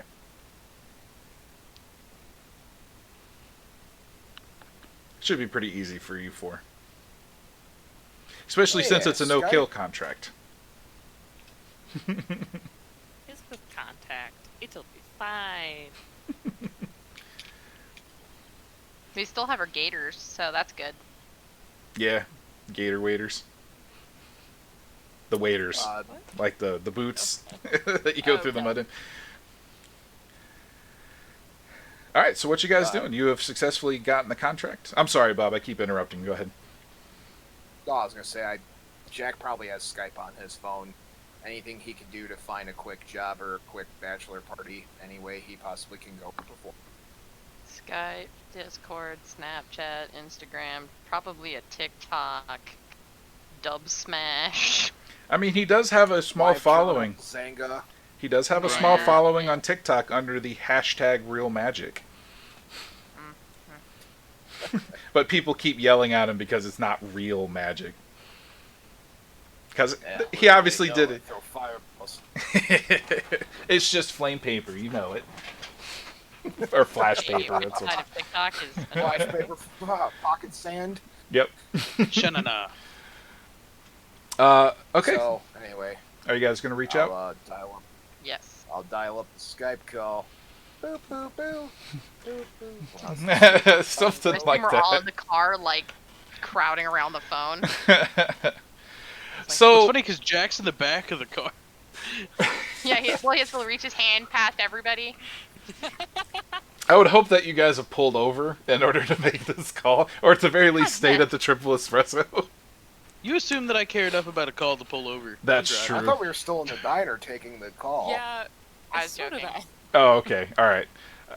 So you guys kind of crowd around the single phone, and the video chat message actually gets answered. And the funnily enough, the Skype name is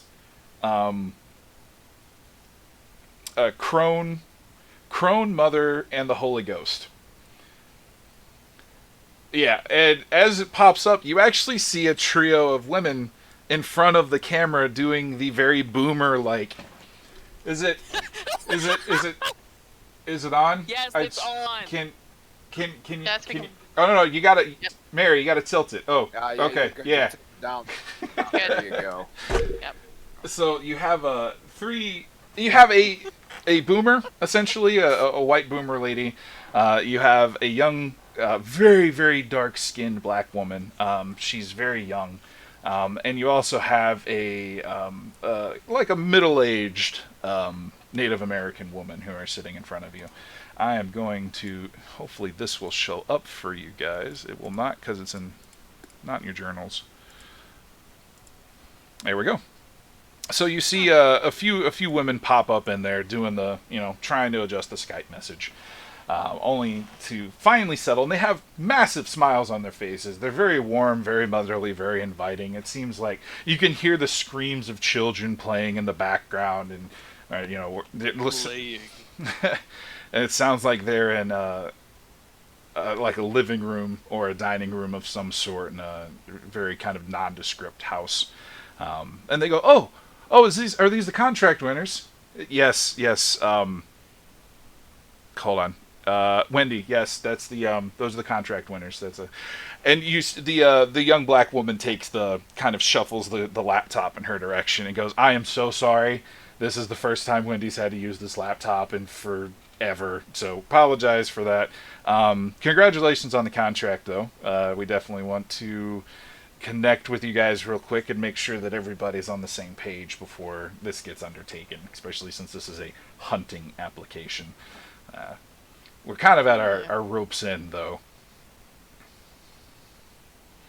Yeah, what can we do, yeah? The Native American woman kind of scoffs. She's like, 3 margaritas. That's what you can do us for. Make that 4, 1 for me as well. And they all kind of chuckle. Wendy gives a very, like, not condescending tisk, but like, you shouldn't make those kind of jokes tisk. And the Native American woman leans forward and she's like, I'm Chinoa. This is Wendy, and that's Retha. We are the coven, the lead witches of the Sisterhood of the Dark Sun. It is. We like to say it's because we're bright, shiny people that we have to keep it under wraps, or else it's really going to be bad for everybody that sees it. But in reality, it's just some kitsch name that we came up with. It was funny. Anyway, we're trying to find new talent. Essentially, there was and we try and help police the community a little bit, especially the magical community. Make sure that everybody's playing safe, and that if there is anybody into the exploration of it, that they do it safely and under some kind of guidance before they make the decision on how they want to proceed. And in this particular case, we've come across in our understanding of the area that there is a young witch who has been kind of neglected. Unfortunately, it sounds like she's on her own somewhere in the homeless community, and we're having a very hard time figuring out where she is so we can offer help, a place to eat, something along those lines. And so we put out the contract with what we could get together so that you can find her and give her the offer on our behalf to join the Sisterhood. Purely on a trial basis. This isn't like blood rights or anything like that. We do that on Tuesdays. But so Retha starts laughing in the background like this is very much an in-joke of theirs. But she kind of looks, Shinoa looks at you guys with a little bit of, hope. And it's like, okay, well, we appreciate you taking it. We just really wanted to make sure that you understand this is not a kill con. We are not asking you to kill this young girl. We really do want to present her with the option to learn a bit more about what she's getting into. And that's really what we want you to do, which is also why it's kind of on the lower end of the price contracts, as we could see. You are probably going to have to get a little dirty, though, since the last time we heard from she was around about the homeless community and the sewers and what's it called? Spring Valley. Surprisingly enough, we already have supplies for that. Oh. For sewers. Okay. That's unexpected, but welcome. That's we were kind of scared that we would have to shell out more for supplies.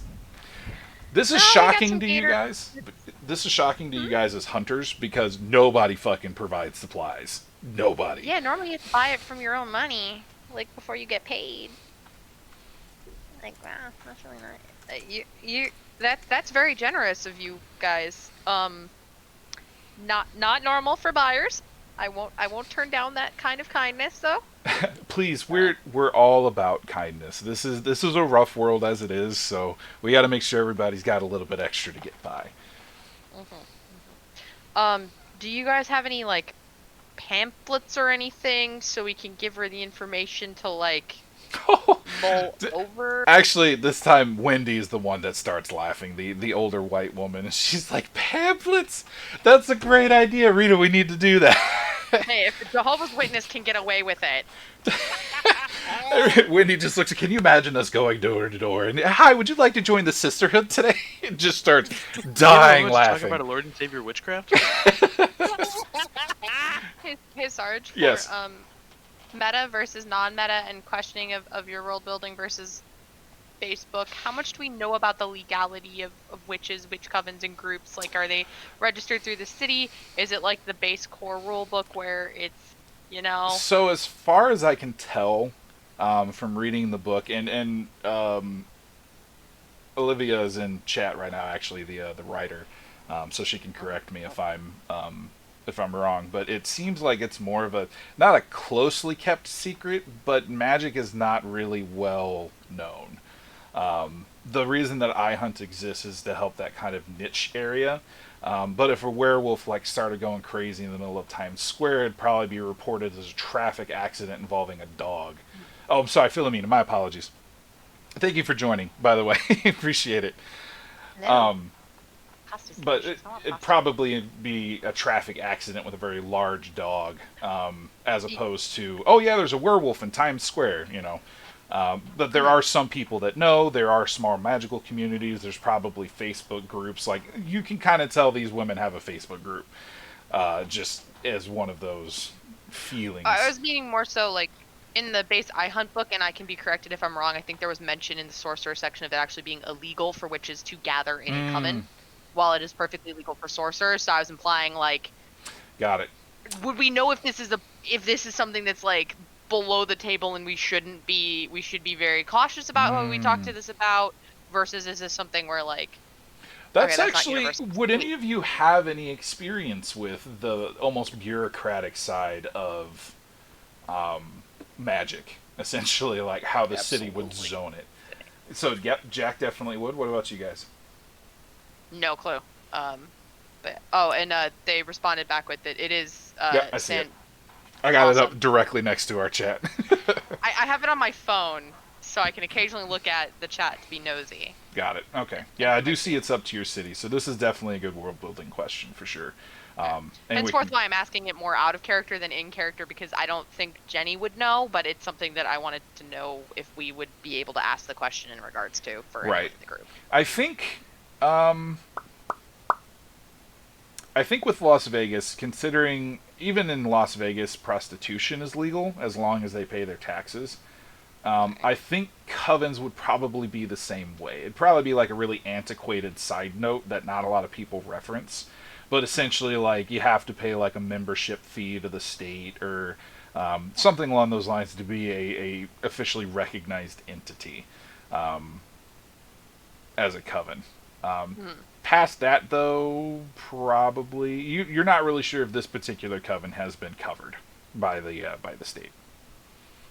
So we're not going to ask City Hall for information, but I mean, you could technically look it up. It's one of those things that like the more I get into this system, the more I start realizing this is really a practice in it's not my problem. Like the it's not my problem field from one of the Douglas Adams. That's it. Yep. So it's basically like it doesn't actually cloak anybody, but it makes whatever you're doing so uninteresting that nobody actually wants to pay attention to it. So I think it's kind of like that in that people will find any way that they can to ignore something that's out of their comfort zone. And this is one of those. Like nobody's going to read the entirety of the law books in town hall, even for a local jurisdiction. So if they find something like, oh yeah, sub-article A of section B says that covens have to officially register themselves, and even if you did come across that, how many people would look at that as one of those dumb laws of America? You know, well, like it's like oh, in Ohio, you're not legally allowed to get a fish drunk. yeah, exactly. Yeah, in Michigan, women are not allowed to swear. It's illegal to view a moose from a plane in Alaska. I think it's one of the southern states. It's illegal to molest a butterfly, In and Wisconsin, it's illegal to wear shiny shoes on Sunday if you're female. I love those laws because it's so direct. It's like a fuck you to one person in particular, or it's so out there. It's like there's no way that somebody didn't do this and require a law after it got done, so that he wouldn't do it again, or they wouldn't do it again. Anyway, Hashtag life goals. so the coven is most likely would have to most likely be registered with the state, and again, it's probably like a deep paperwork that you'd have to get into in order to figure out where it is. There's nothing that says you can't officially convene as a coven. but I don't know. I feel like there'd be like some sort of a fine for getting together for religious purposes without some sort of a contract. I don't know, because that's I essentially feel what it like would be. that would be, I feel like you'd probably just need like the paperwork for a non-profit. Yeah, Or exactly. it'll gonna say come a out for you tax 501c. money. Yeah, it's either it's actually a 501F that they have to file. A Yeah. They call it a non-profit organization, PHORPET, profit. Not good at Profit. spelling, but like religious profit.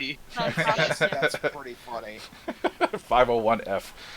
Oh, I love it. 501F. Non-profit organ. I hate myself sometimes. That pun was No, that's really so bad. good. I'm gonna use that joke. I'm gonna use that joke with my witchy fans. Fucking good. Do that. Actually, I think that's going to be the name of this episode when I upload it. It's going to be non-profit organization. That's also any atheist charity. Just saying. Oh, there you go. Yeah. That would be a funny crossover. All right. Anyway, back to the game. Now that we've gotten that little piece of stuff sorted out, you're not sure. There are mild consequences for dealing with non-state approved religious entities, essentially.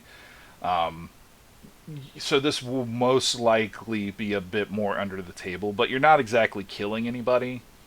But then again, eye hunting is also a dangerous legal profession anyway, because especially if you have to, capture a monster, that's technically kidnapping. That's still an entity. That's still a citizen. Even if it's like a fucking werewolf, if you throw one into a van after drugging it, the police aren't really going to look all that kindly on it, regardless if you're doing. Taxes. Yeah, they're called millionaires, and they do their best to get out of them. But yeah, so you're probably treading on a little bit of weird legal ground, and you're probably going to get the shit end of the gray area if it does end up coming down around you. But at least you're not killing anybody and getting caught, essentially. And we'll not post about it on Facebook. Yeah. So yeah, so essentially the Sisterhood of the Dark Sun is asking you essentially to scope a prospective member and offer them a trial membership in order to help her out of a bad situation before Okay. she becomes like a swamp witch, essentially. Like, Bog hack. Join the Bog Hacks Union. We have dental. I have never seen a hag that has good teeth. What kind of dental is it? Filing. It takes a lot of effort to get your teeth that pointy and Oh strong. my god, that would be a fantastic fucking like nail salon, like a modern day nail salon for monsters. What would you like today? Would you like nail, teeth, hair? Make you look pretty, hun. We make you very terrifying. You scare all men away. Don't worry, all of them hate you after this. Baba's Beauty Salon. Papa's. I'm writing That's that my down. location. I haven't made my location yet. Can that be my location? I am 100% okay with Baba Yaga being a fucking hairdresser in Nevada. Baby Babas. Baby Baba's Beauty Boutique. Go for as much Oh alert. man. The Oh, God. gaudiest font in like the smallest strip mall. Okay, does anybody, before we continue, we got about 45 minutes until 10 p.m. Eastern, does anybody have a cutoff, a hard cutoff? 23:30. Okay. I would request 2300 if possible. What do you guys ask? 2300? 11 p.m. Oh, Zulu time. what the hell? 24-hour Zulu clock. time? What? Military time. Just somebody tell me 11 o'clock. 11 p.m. Eastern, so it'd be 10 p.m. Central for you. 10 p.m. nighttime. Gotcha. Yep. Thank you. Honestly, I think we can wrap it up at 10. I think that, actually, we could probably wrap it up here in a couple minutes, because you guys got your contract now. We'd be rolling into the footwork portion of it here shortly, where you guys try and get your information on everything, and go from there. So, yeah, you know what? We'll keep going with this contract, and we'll say like 9:30. We'll wrap it up. I know it's a bit early, but there's also been a lot of introductions and stuff. Sound good? Sounds like a plan. Okay. And the next time we'll aim to go a bit longer. Mhm. Cool. All right. So you have Shanoa, and you have Wendy, and you have Retha. Does anybody have like any questions for them? Essentially, like they gave you the contract, they gave you all the details that you need. You're making. Do you guys Go ahead. know any way of tracking this girl down easier, or do you know any information about her so we can make a better introduction? Like, Physical milk carton. We've tried, hun. We've sent out tracking spells left and right, and it's so hard to get a beat on her. That's why we had to put out a contract, or else we would have done it ourselves. We tracked her to the sewers and then or the storm drains, and we lost her. We don't know where she is in there. We know she hasn't come out. We have a couple familiars out there watching some of the exits. We're fairly confident she's still in there. Do you know what she looks like? Yeah, she's a young Hispanic woman. Curly black hair, fairly tan skin. The last time we saw her, she was in like a beat up flannel and jeans with some chucks that she found somewhere.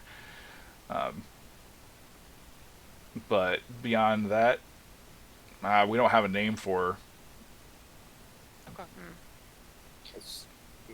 I was going to ask if we could do an aspect creating thing. What do you mean? Something here where we could create an aspect for it. Something like a metaphysical milk carton. If we ask them to that as an aspect for tracking her. Okay, that's actually not bad. If you want to try to convince them to share that information, to share the spell with you essentially, so that you can take over the tracking, convince me. What would you do? Oh, jeez, I don't know. Well, Jack's a part of the life. Probably knows something how to talk to these people. Has probably had some sort of experience with covens past. Maybe not the specific group of witches, but at least knows how coven law works. And Okay. understands how that kind of thing. I would argue that I'd be able to an occultist check just for the simplest fact that it's all dealing in metaphysical terms and witchy terms and stuff like that to be Okay. able to kind of get them to understand that they're not just giving it willy-nilly, they're giving it to somebody that's within their community. Okay. I will say that this is going to be an opposed roll then. Opposed roll to try to create an advantage. In this particular case, magicians don't really like revealing their secrets, first off, but you're also dealing with actual magicians who, like, this kind of stuff can be life or death if people figure out how they cast their spells. So it's going to be essentially them trying to resist that. If you could charm your way through, though, using occult as your creation, then I think we can do that. Sound I'd good? like to spend a fate point. Yeah, I'd like to spend a fate point with one of my aspects. Sure. What you thinking? Will the real Constantine please stand up? I forgot about that one. Okay. And what are you trying to do with it? Just give yourself something in the bank A just in boost. case? A boost? Okay, so +2 Yes. on that one. Let's say... What's up? can I try to create an advantage for him to help with that role? Sure. As well. What you thinking? Well, I was thinking of possibly the diplomatic immunity stunt. Okay. Let me so bring that one up. Go ahead. Yeah, hold on. I think I can share it real quick. Depending on how fast my computer is working. Nope. Nope. Okay, sorry. I tried. You should be able to just click it. I'll bring it up. Nope, no? I'm getting Okay. a stuck here. I tend to hunt societal predators. You gotta get any other superiors, and peers look kindly the other way. Group's general acceptance or grudging acknowledgement. That aspect remains as long as it's relevant. And every scene you get a free invoke on it. So essentially, I'd just be trying to create an advantage to just kind of be like, we're nice people. We're Got it. This is actually a really good thing to do here. Okay, I'm cool with that. trying to start a relationship, just being kind of like, hey, look, this isn't the first time we've dealt with people who, mentioning that we have gators because we were working with the homeless community before to deal with a problem in the sewers, that we're really just trying to, we don't want her being down there any more than you do. We're really just trying to make sure we can find her in a way that we're not going to, we want to know where she is, so we're not going to just wander through the sewers until we scare her, because if she hears that there's people chasing after her, that might spook her, We're just trying to help her out as best we can. All right. So the tools we have to make sure that nobody gets a little, like, sewer happy chasing after this chick.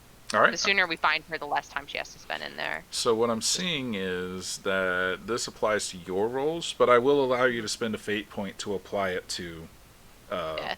Bob's role. Well, yeah, I was gonna say, if I can, group channel acceptance. Yeah, but what I'm hoping is to make a roll to create an advantage, which would already give him an invoke on that, and then use the stunt to keep it for later, I guess, if that makes sense. Okay. Yeah, I But see yeah, what you're saying. I'm willing to spend a fate point on that one. Okay, go ahead. Yeah. So that would be socialite, would you say? Yes. Okay. Not the worst, but I am willing to use a let's do a fate point for perhaps we're right or it doesn't matter anymore. So You don't have to.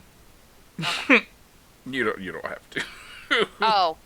Want to Okay. roll the occultist check there, Sarge? Yes, you I do. mean, So yeah, I'm essentially what's going on here. No, you're fine. Is you're declaring that you're trying to create a relationship aspect, right? You're trying to give yourself an advantage later on down the line by using these tracking spells. Maddie is stepping in and saying, okay, I'm a 66. I have a special ability that allows me to make these, essentially these invocations last a lot longer and really define the relationship between us and this entity. So she's trying to use her 66 ability to help you out in solidifying this relationship. And she's doing that by creating an advantage, which she successfully did actually with style because it's more than 3. So she can create an aspect that has 2 invocations on it that defines that relationship, and you can use invocations on your roll to get the tracking. Does that make sense? Yes. Yep, she's setting up the platform for you to hit the home run. For iHunter is of the people. What would you guys like to call this relationship with the sisterhood? Sisterhood of the Traveling Witches. That's pretty good. That one could work. Professor Xavier's School of Vacation. Friend, 9 fits. Are kind of weird. What's the quote in the craft? We're the weird one. We're the weird. Shit. I myself am strange and unusual. Yeah. That's Beetlejuice, not the craft. Coming for your daughter, Chuck. Sorry, that's it. Thank you. Beetlejuice there. What's a few tracking spells between friends? Yeah. That's a good one. Because there's Alright, no let me roll my character limit. occultist. Let me roll my occultist check here. Okay, just know you do have 2 free invocations on that. Okay. Which witch is a Wiccan? Wicca. Oh, that's golden. Can we change it to the which witch is Wiccan? Because that's really good. Okay, we can do that. That's fantastic. I rolled my thingy, by the way. At a Okay. +6. Let me go ahead and roll to defend. Did you add also the, succeeded with style, so. Don't really need to add that +2 then from the. That's a +6. Solid. Yeah, he did a really fucking good job on that. So make sure not to spend that fate point that you annied up beforehand, because you definitely didn't need it. You, Bob. Okay. Yeah, because you knocked it out of the park. With that, so not only do you succeed on this, you get extra on top of it. They're very impressed with you. And somehow everybody else is completely floored that this happened. They trust you. Yep, and it is. You're actually kind of a little off-put yourself because you've never had somebody quite so willing to work with you like this. You thought you were going to have to try a lot harder. But no, all three of them are like, yeah, absolutely. Like we know you're an occultist as well, and these tracking spells were meant to help find her. And if it helps you guys do your jobs, then absolutely, here you go. And they actually send you some of the formulae that they've set up in order to basically tap into the spells.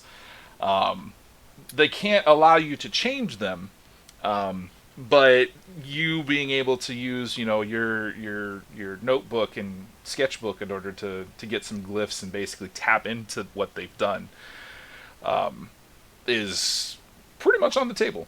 You got as much help as you need from that tracking spell. Thank you, mothers. I really appreciate you. Oh no, she's the mother. And they point toward Oh. Shinoa. There's a reason there's three of them. Mm-hmm. Oh yeah, mother, maiden, crown. Yep.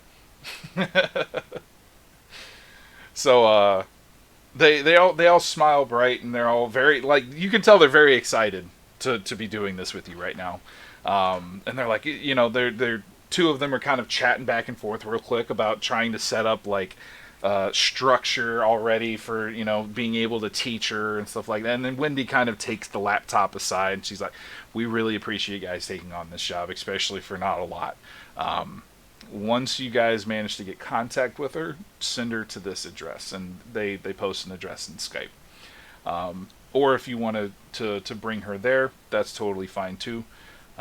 We're not really picky. Just there's a lot of kids here, so beware if you do stop by. A lot of kids and a lot of other members of the coven. Is there anything else you need Many from us? blessings. Many blessings to you. My mom. I don't have one anymore. Absolutely, honey. Come by and we'll get a meal in you. Is there anything else we should know about, like, I don't know, I've maybe watched one too many movies, and also have heard one too many rumors. Is there anything we need to watch out for when we make contact with this girl? Like, is she gonna start, I don't know, head spinning, or... We're not those kind of witches, love. I figured not, but, like, you said she was neglected, and I don't know what that looks like for...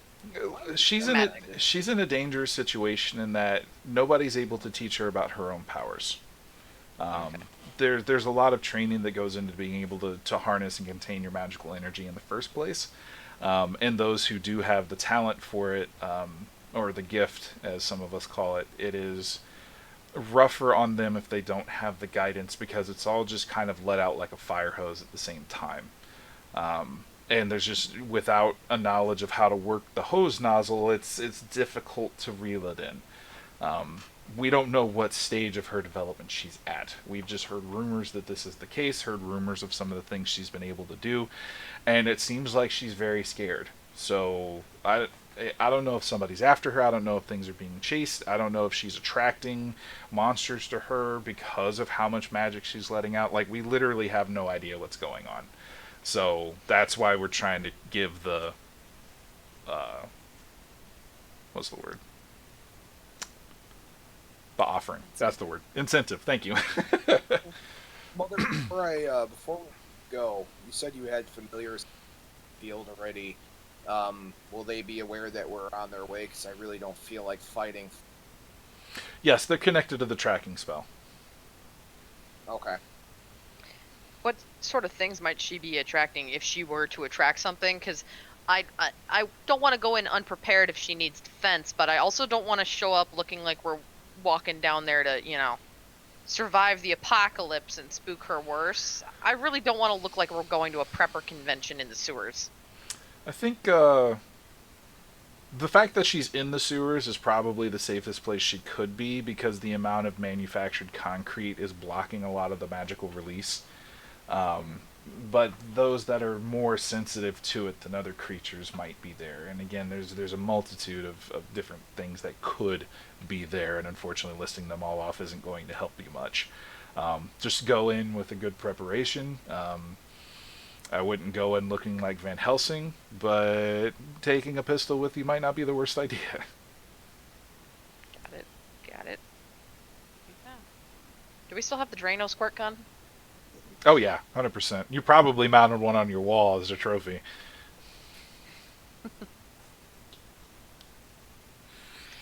Okay. So the squirt gun. so there's more. It sounds like there's an argument that breaks out somewhere in the background, and two kids start absolutely screaming at each other over what you think is a Switch. You're just not really sure if they mean the Nintendo one or an actual like branch that somebody snapped off. But all three of them suddenly snap around. It's like, okay, well, it's been wonderful talking to you. Remember, just send her to the address or bring her here. Just let us know if there's anything you need. Okay, bye. Click, and then Bye, like. Mom. If these witches turn out to be evil, I'm going to never forgive you. No, kidding. They are precious. I want to visit them always and swap recipes. So I tried to go with the very Sisterhood of the Traveling Pants feel for those ladies, and I think I nailed it. Okay, Right. so you guys have your mission. Like I said, we'll pick this up in 2 weeks with a little bit more legwork into the contract itself. Vex, I know this was definitely your first time into it, so it was more roleplay heavy than it was mechanics heavy. I hope some of them were clear on what we were doing. If at any point you need explanation or have questions on the mechanics, just feel free to butt in and ask. Copy. Will do. And then because this next session is probably going to be more mechanics heavy, as you guys try and set up advantages going into this conflict. Conflict just being any action between two people. So that being said, I like to do this thing at the end of all of my sessions called Good Thing, Bad Thing. It's not necessarily a bad thing as in you fucked up, you did this, but it's something that you feel could either be worked on either yourself, you weren't super into the session, your brain was elsewhere, you kind of had a bad day, anything like that's totally fine. As long as we have both the good consideration of things you've really enjoyed, so I can try and reinforce that, and then if there's anything that really kind of detracted from your experience today, that way we can try and shore up and reinforce those areas to make it a bit better for everybody.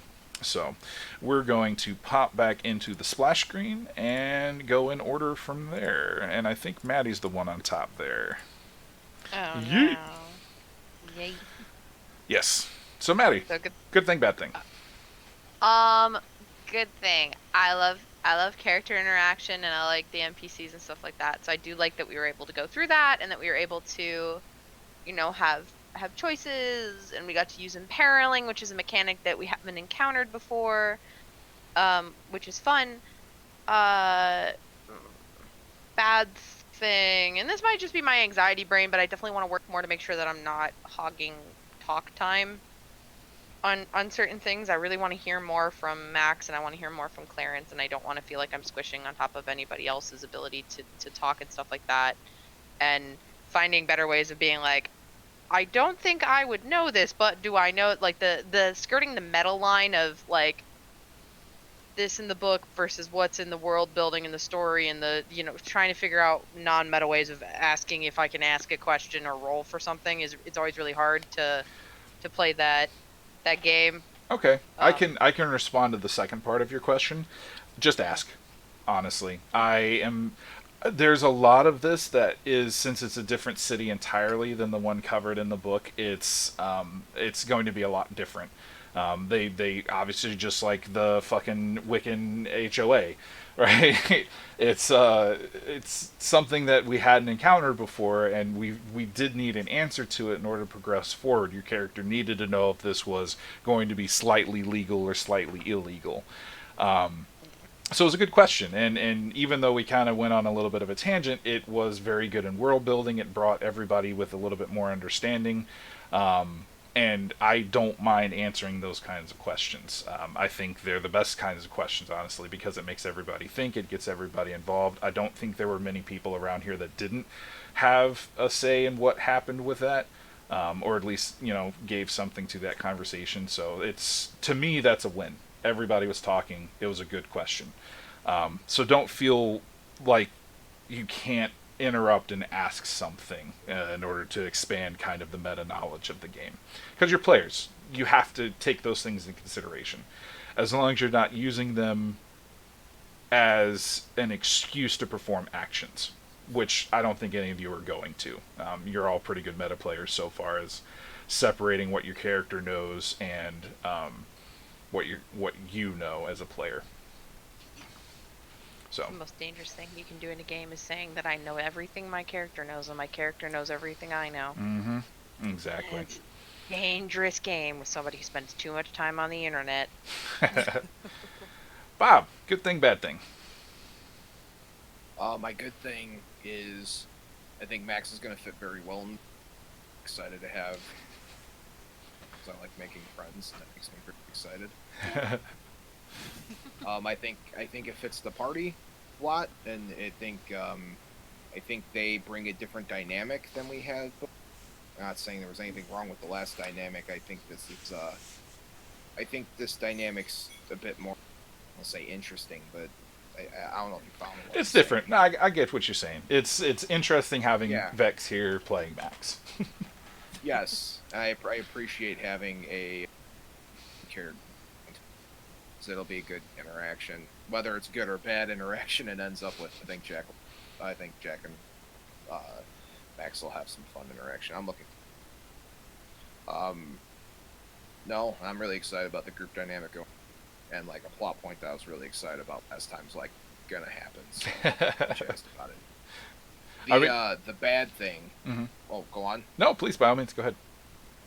Oh my god, my bad thing is my jaw, my teeth. Oh my god, this wisdom tooth. Like, I've been sitting here and like I'm sitting just like hitting a vape pen with nicotine in it. Not a smoker, but I just need something to kind of relax my body even in a little bit, because I am in obscene amounts of pain.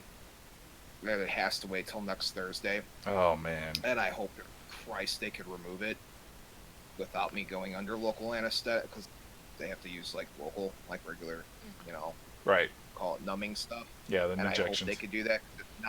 If not, it's $500 to put me under, and I don't feel like paying $500 to put me under. This is very much an parallel with iHunt too, in that you have to decide what injuries you can go to the hospital and what can't with. So I mean, Man, like you need to be able to fight a vampire for that.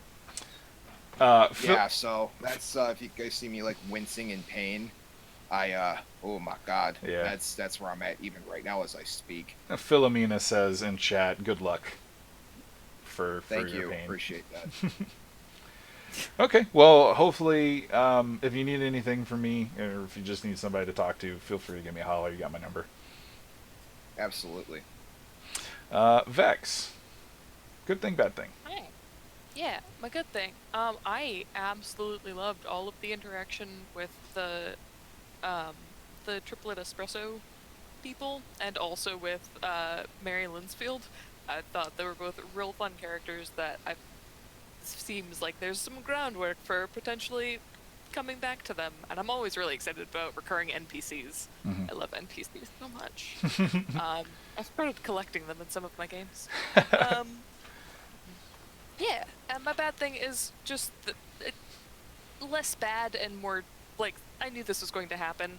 This is the first time I'm running with any of you, so I was very conscious of the fact that I was being quieter than I normally would be, but I also think that that is something that, like, as the game went on, I talked more, and I'm sure next session it will be even better. So it's bad, is more just developing how that was gonna happen. Yeah, and that's kind of how, that's why I kind of expanded the bad to encapsulate that kind of stuff. Yeah. It's whatever you felt kind of drew away from your experience of the game, and that's something that could do it. I'm very familiar with talking with you, and you're a very exuberant person, so I know that as you get more comfortable with everybody and get more comfortable with the system, you'll, you know, be right up there with all of us talking. So I, Yeah. for one, can't wait to write many a Yelp review with you.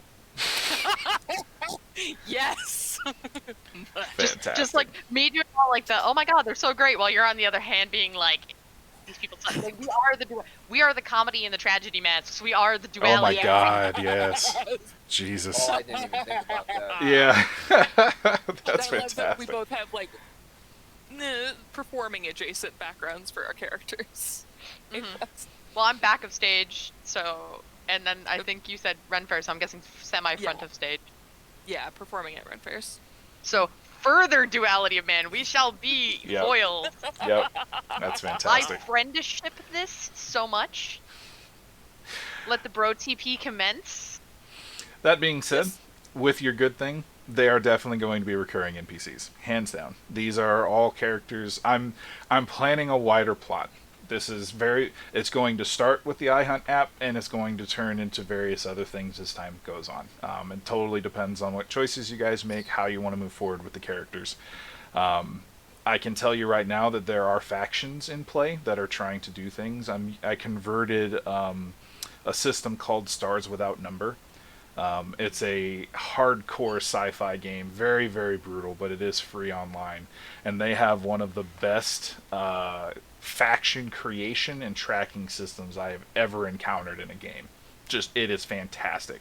It takes a little work to fit it to other systems, but basically, as I'm getting these factions, after every major session that we have, they're going to be taking actions to fulfill their goals. And as they do so, things are going to change.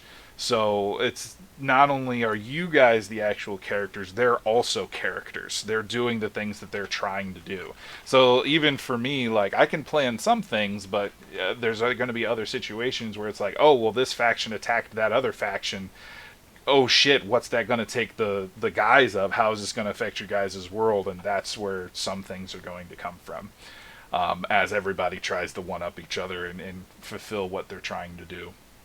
I have 4 so far. It's going to be interesting as you find out the big players.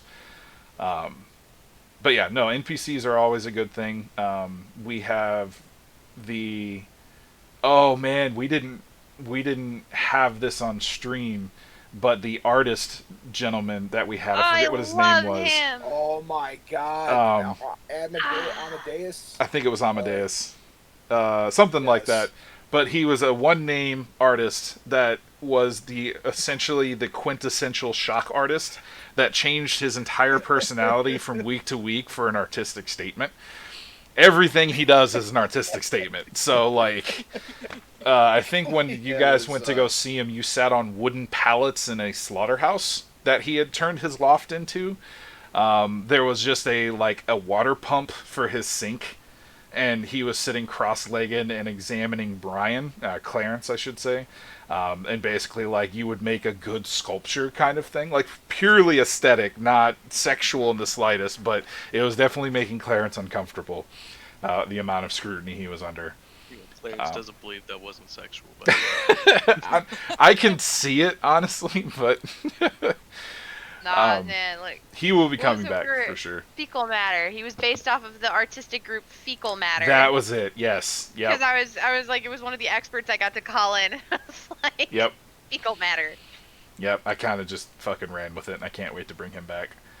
Oh no. Oh yeah. Oh, oh, I have plans, my ladies and gentlemen. Gentle theys and thems. No, what was it? Theydies and gentle thems. That's it. I love that Yes. phrase.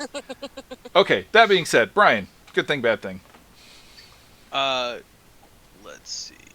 I got distracted. Good thing is I really feel like we're starting to open up as a group. I'm enjoying having Vex in here as the new player. I think she's going to fit in incredibly well with us and open up a lot more. Bad thing is I've been having to deal with I'm gonna assume census The- bullshit. yeah, Yeah. all day.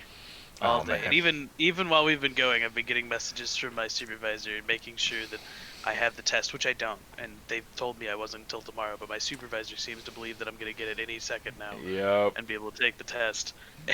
I'm in the exact same fucking boat. Don't worry. This shit's getting annoying. Okay. Well, So, everything should be resolved in the next couple weeks, hopefully. So mhm. cool.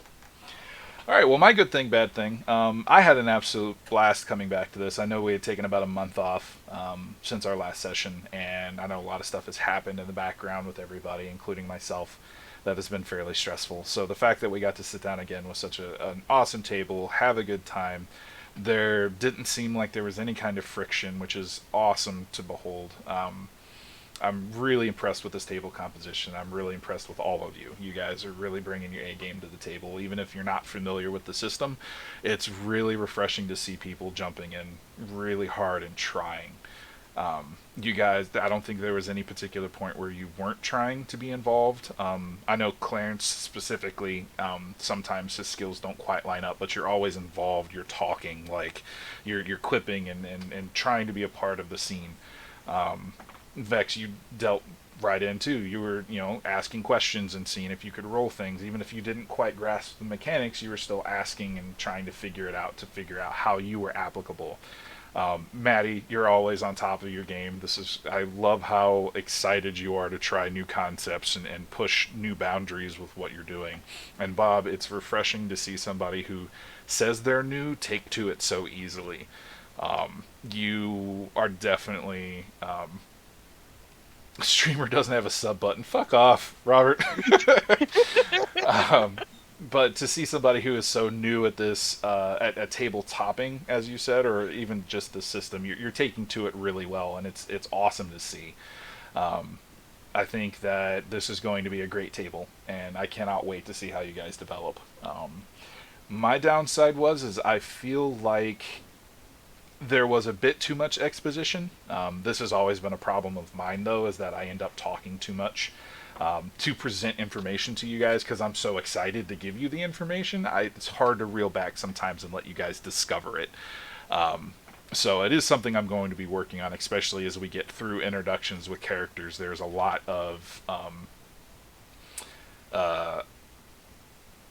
lot of stuff to find out.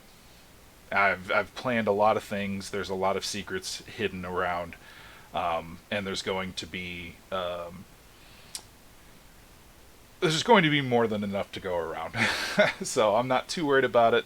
This was an introduction game for Vex as well as everybody watching, to introduce them to Las Vegas as iHunters, but also to bring everybody kind of together as a group. So that should get better as time goes on, as I can go lean back and go, hey, cool, you guys get to figure it out now. I'm hands off. Go for it. What's up, Bob? How did Philomena enjoy the stream? That's a good question, Philomena. If you want to fill us in on how you thought it went. I know earlier I saw her and Sickly Geek talking, and saying that they liked Sickly Geeks looking to be researching iHunt for the first time, and Philomena said that this was really good inspiration. We really hit the vibe of the game. So, Yay. yay! Compliments They my face. they said that they really enjoyed this. They're so excited to see our game played and played so well, or their game played and played so well. Just so everybody knows who. Great. Yeah, exactly. Just so everybody knows who is watching. This is going to take place every 2 weeks on Monday at 7 p.m. Eastern. I'm going to definitely be taking as much precaution as possible to make sure this is a consistent thing.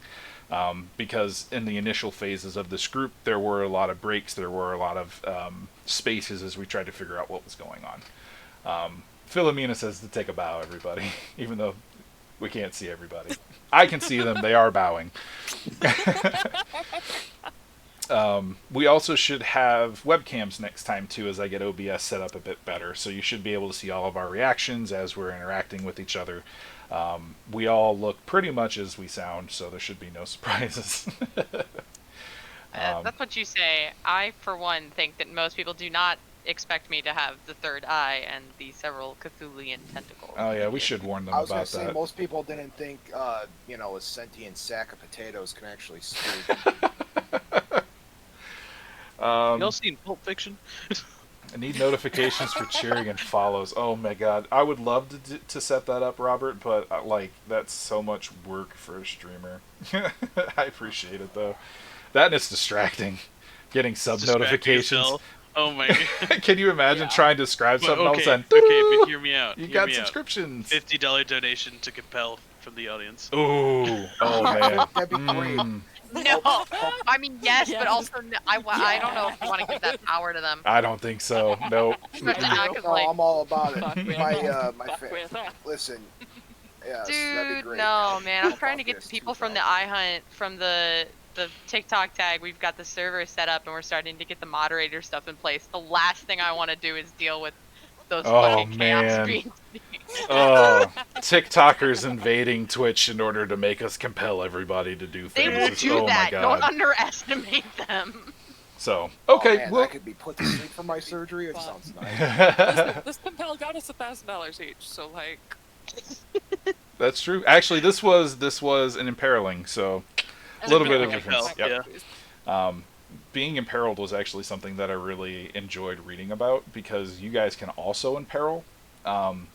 I'm still trying to work out in my head how that's going to present itself and how it's going to work, but I definitely want you guys to have a boot to the neck of a vampire and go, okay, either we're going to sit here and watch the sunrise together, or you're going to stop feeding on everybody, in which case you give up a fate point in order to imperil them to a choice that they're not exactly keen on making.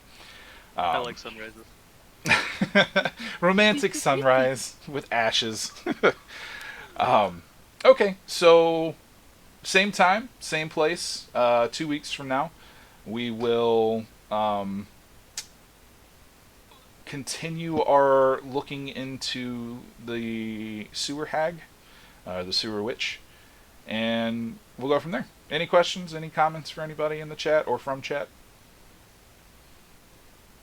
Any questions for me? Was it Monday yet? I mean, it's going to be Monday soon. Why not $20 dono for NPC concept to help the DM by dealing with murder hobos? Oh boy. I could always use NPC Also, concepts, I'm not going to lie. For the Baba Yaga thing, don't hesitate to ask. I have plenty of lore on her. Keep in mind that her house moves, it walks. So if you guys, Oh my god, it's a the moving Baba nail Yaga salon.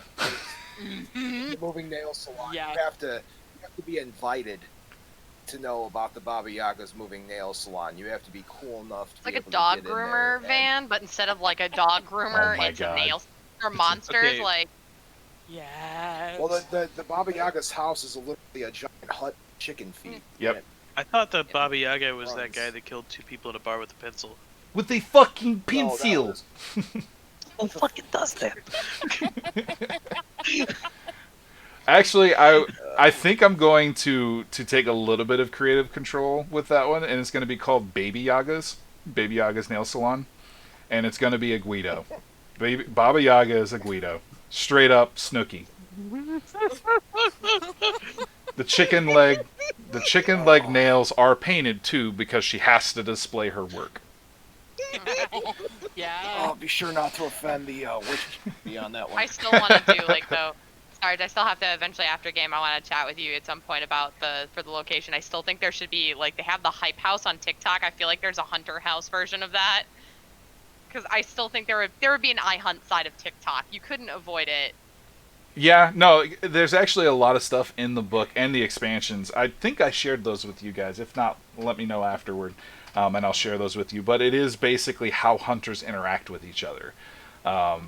And apparently there is one with relationships as well, which I thought was, at first I thought it was unnecessary, but then I actually read it, and I'm like, this is actually a lot of really good information on how hunters live. And in there, they definitely have their own, not insular communities, but it's definitely difficult to get into them. Well, first you have to get through frog TikTok, and then you have to go past straight TikTok. Yep. Once you get past blacksmithing TikTok, you've gone a little bit too far. You got to pull back a little bit.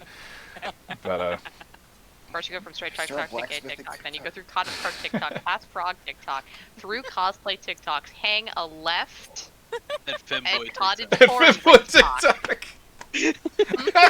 Can you make a map? So when They I, have one so actually. when I, They have so when they I have break, maps for TikTok as like a when there's I, like a Oh when I my whole God. take tag my how you get to frog when I TikTok. take When you take your podcast to TikTok, you said? when I take my podcast to TikTok, I need to follow TikTok is laying out this giant magical like a CVS pharmacy receipt. Of Just being directions like to get to it. That is still my directions to get to the favorite. paranormal Oh, TikTok. that's a good That- one. That's actually an aspect that we gave Read what for Robert the said one last. shot I ran for the other group. One of them had rap sheet like a CVS receipt as one of his aspects. Oh my God, that's fantastic. It's a really good idea, Robert. He said you need a nightbot with a command for all the different player character background explanations for new people joining. That actually is not a bad idea. Rob, I may talk to you and Brian to help set some more of this stuff up, because I like this. This is really nice. All right. Anyway, I know we've kind of gone a little over time. It is 10 o'clock. With that, good night. You guys are free to go. We will see you in 2 weeks. Make sure to tweet out, let everybody know what's going on. Thank you, Philomena, for joining in. Let Olivia know that we are super excited that you guys showed up.